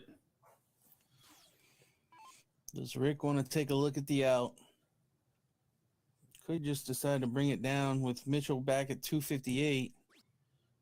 Play for the freeze, but instead looks at it. Only going to find one bull.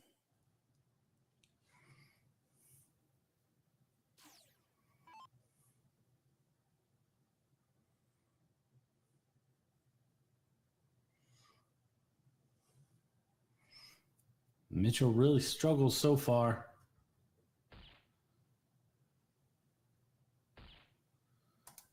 Oh, but he's on the hat trick. Oh, just high.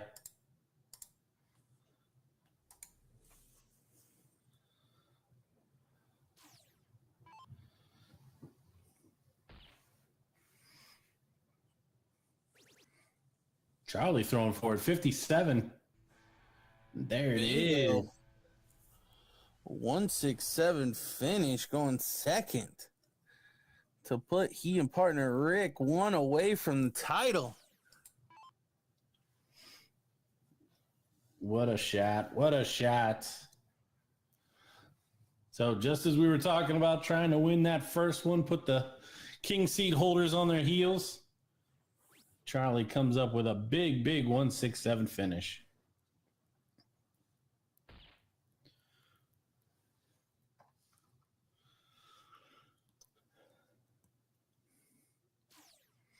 Now you got to think they're going to close this out. Momentum squarely in their corner. Firepower just a half a click lower from Mitchell and Greg. And I say that he fires in the 150.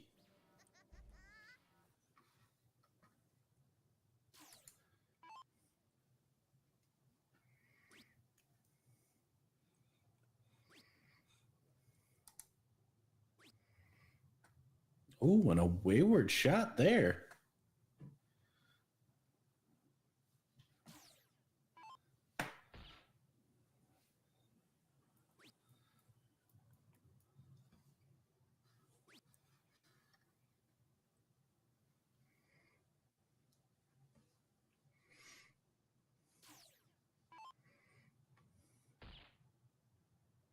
So it's down to Charlie. He'll put in another low tone.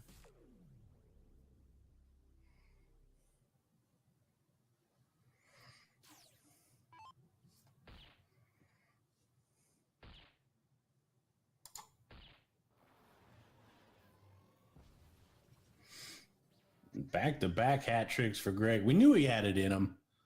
Like, honestly, it doesn't surprise me at all. No, Like, he's he been, was he's so been right on it the whole close. time. Better from Rick. Finding a hat trick of his own. Moving ahead of Mitchell.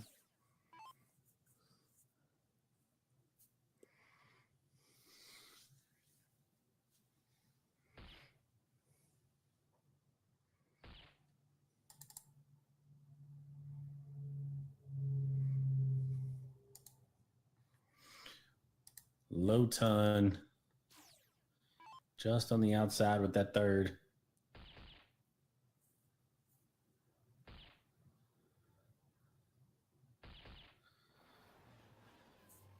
Now things are heating up. Another hat trick there from Charlie. Can Greg stay perfect?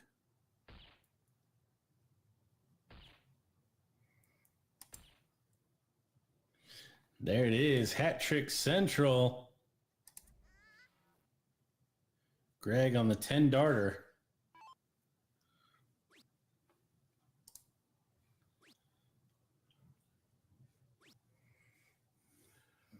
And Rick unable to find one this time. So even if Charlie's going to get a shot, but he's going to be frozen.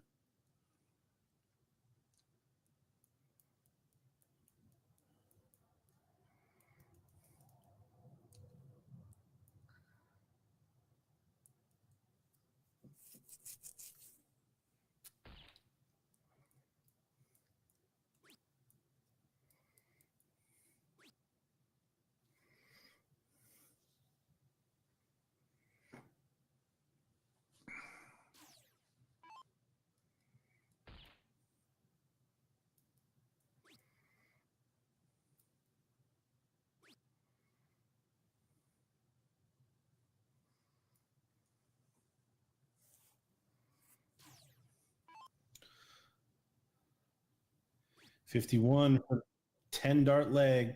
It's not going to happen. Doesn't need to. Single 17. Oh, and he slides into the 3. So won't polish this leg off here. But should be academic.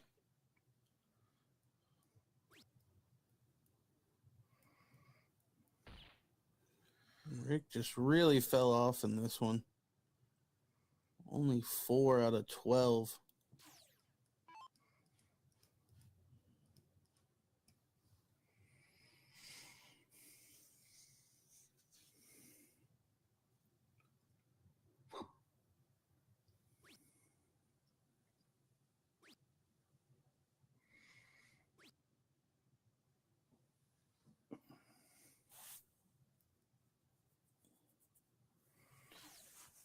Shoot bull.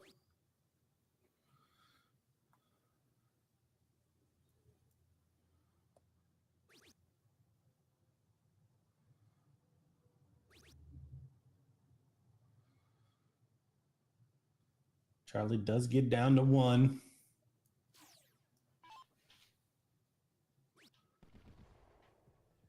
Greg buries the 14. So 1 apiece.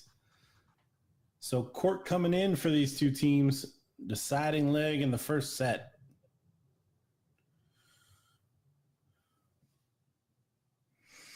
Greg going to step up first.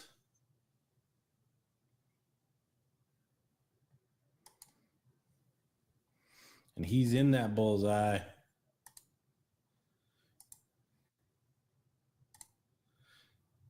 Oh, but look at that. Double bull found. So Greg's going to set up the board, but Charlie's going to get us started.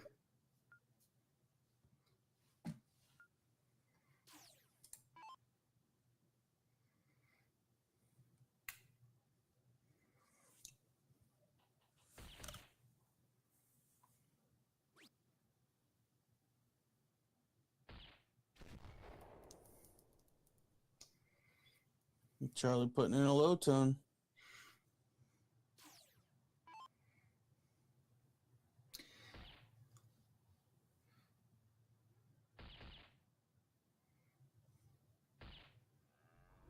Here comes Mitchell firing a hat trick.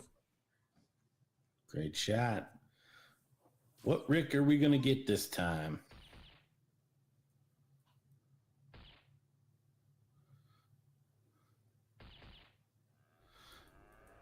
Rick wants to go to dinner. You're getting perfect, Rick.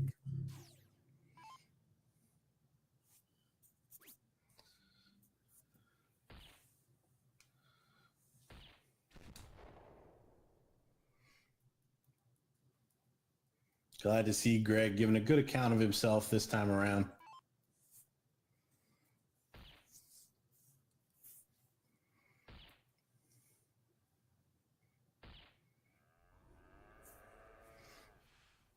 And there's the hat trick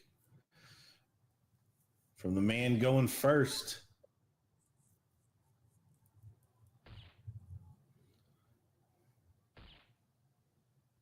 This is much better from Mitchell. Oh, it just slides out into the 20. Can Rick stay hot?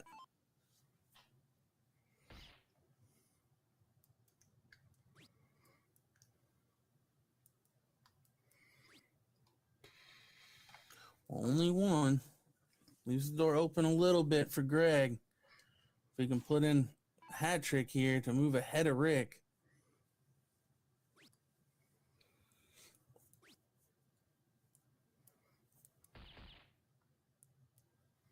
And Greg's only going to find 1. So Charlie, once again, in the prime position to be the first to a finish.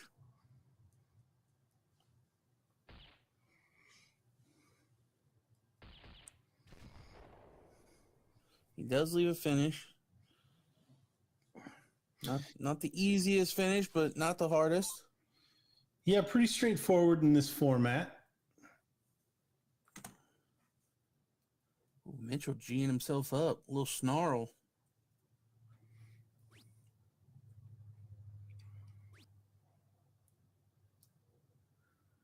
Got to find a bull to even out. He doesn't. Takes a lot of the pressure off of Rick here.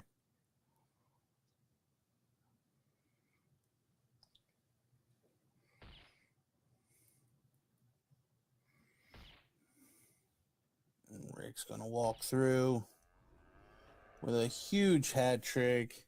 Great timing.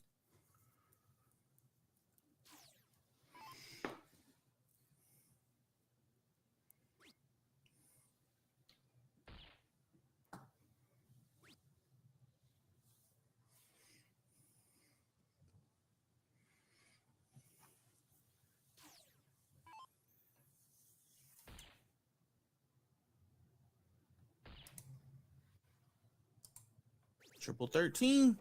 And he drills it. A 167 and a 139 for Charlie. Two huge outs to take the title. So Charlie and Rick, your winners in our men's doubles. For Mitchell and Greg, good run, making it back to the final, but they will have to settle for second place. How about that? Big finishes. Both times we're polishing up the stream. 6 bulls yesterday in the penultimate match yesterday. 167, 139 back to back for Charlie here. Absolutely incredible weekend of darts. Loved hanging out with everyone to bring you the action in Myrtle Beach, South Carolina. We got a lot of people qualified for the BullShooter Invitational. Todd Moore, Dustin Holt, Brandon Kessler, and Trevor Sellers, including Kelly Tebow, our winner of the ladies singles. So greatly appreciate everybody hanging out with us. That will do it for us in Myrtle Beach, South Carolina. Please come back, hang out with us next weekend when we travel to New York for the regional up there. We'll be bringing you that action. If you could head over to bullshooter.com to find the flyers for all of our upcoming tournaments into next year. Of course, we got the granddaddy of them all, the Super Bowl in Chicago, Labor Day weekend. And also spider360.com for all of your latest and greatest BullShooter swag. Again, for Gordon Dixon and DJ Sayer, we're signing off. Have a great rest of your Sunday.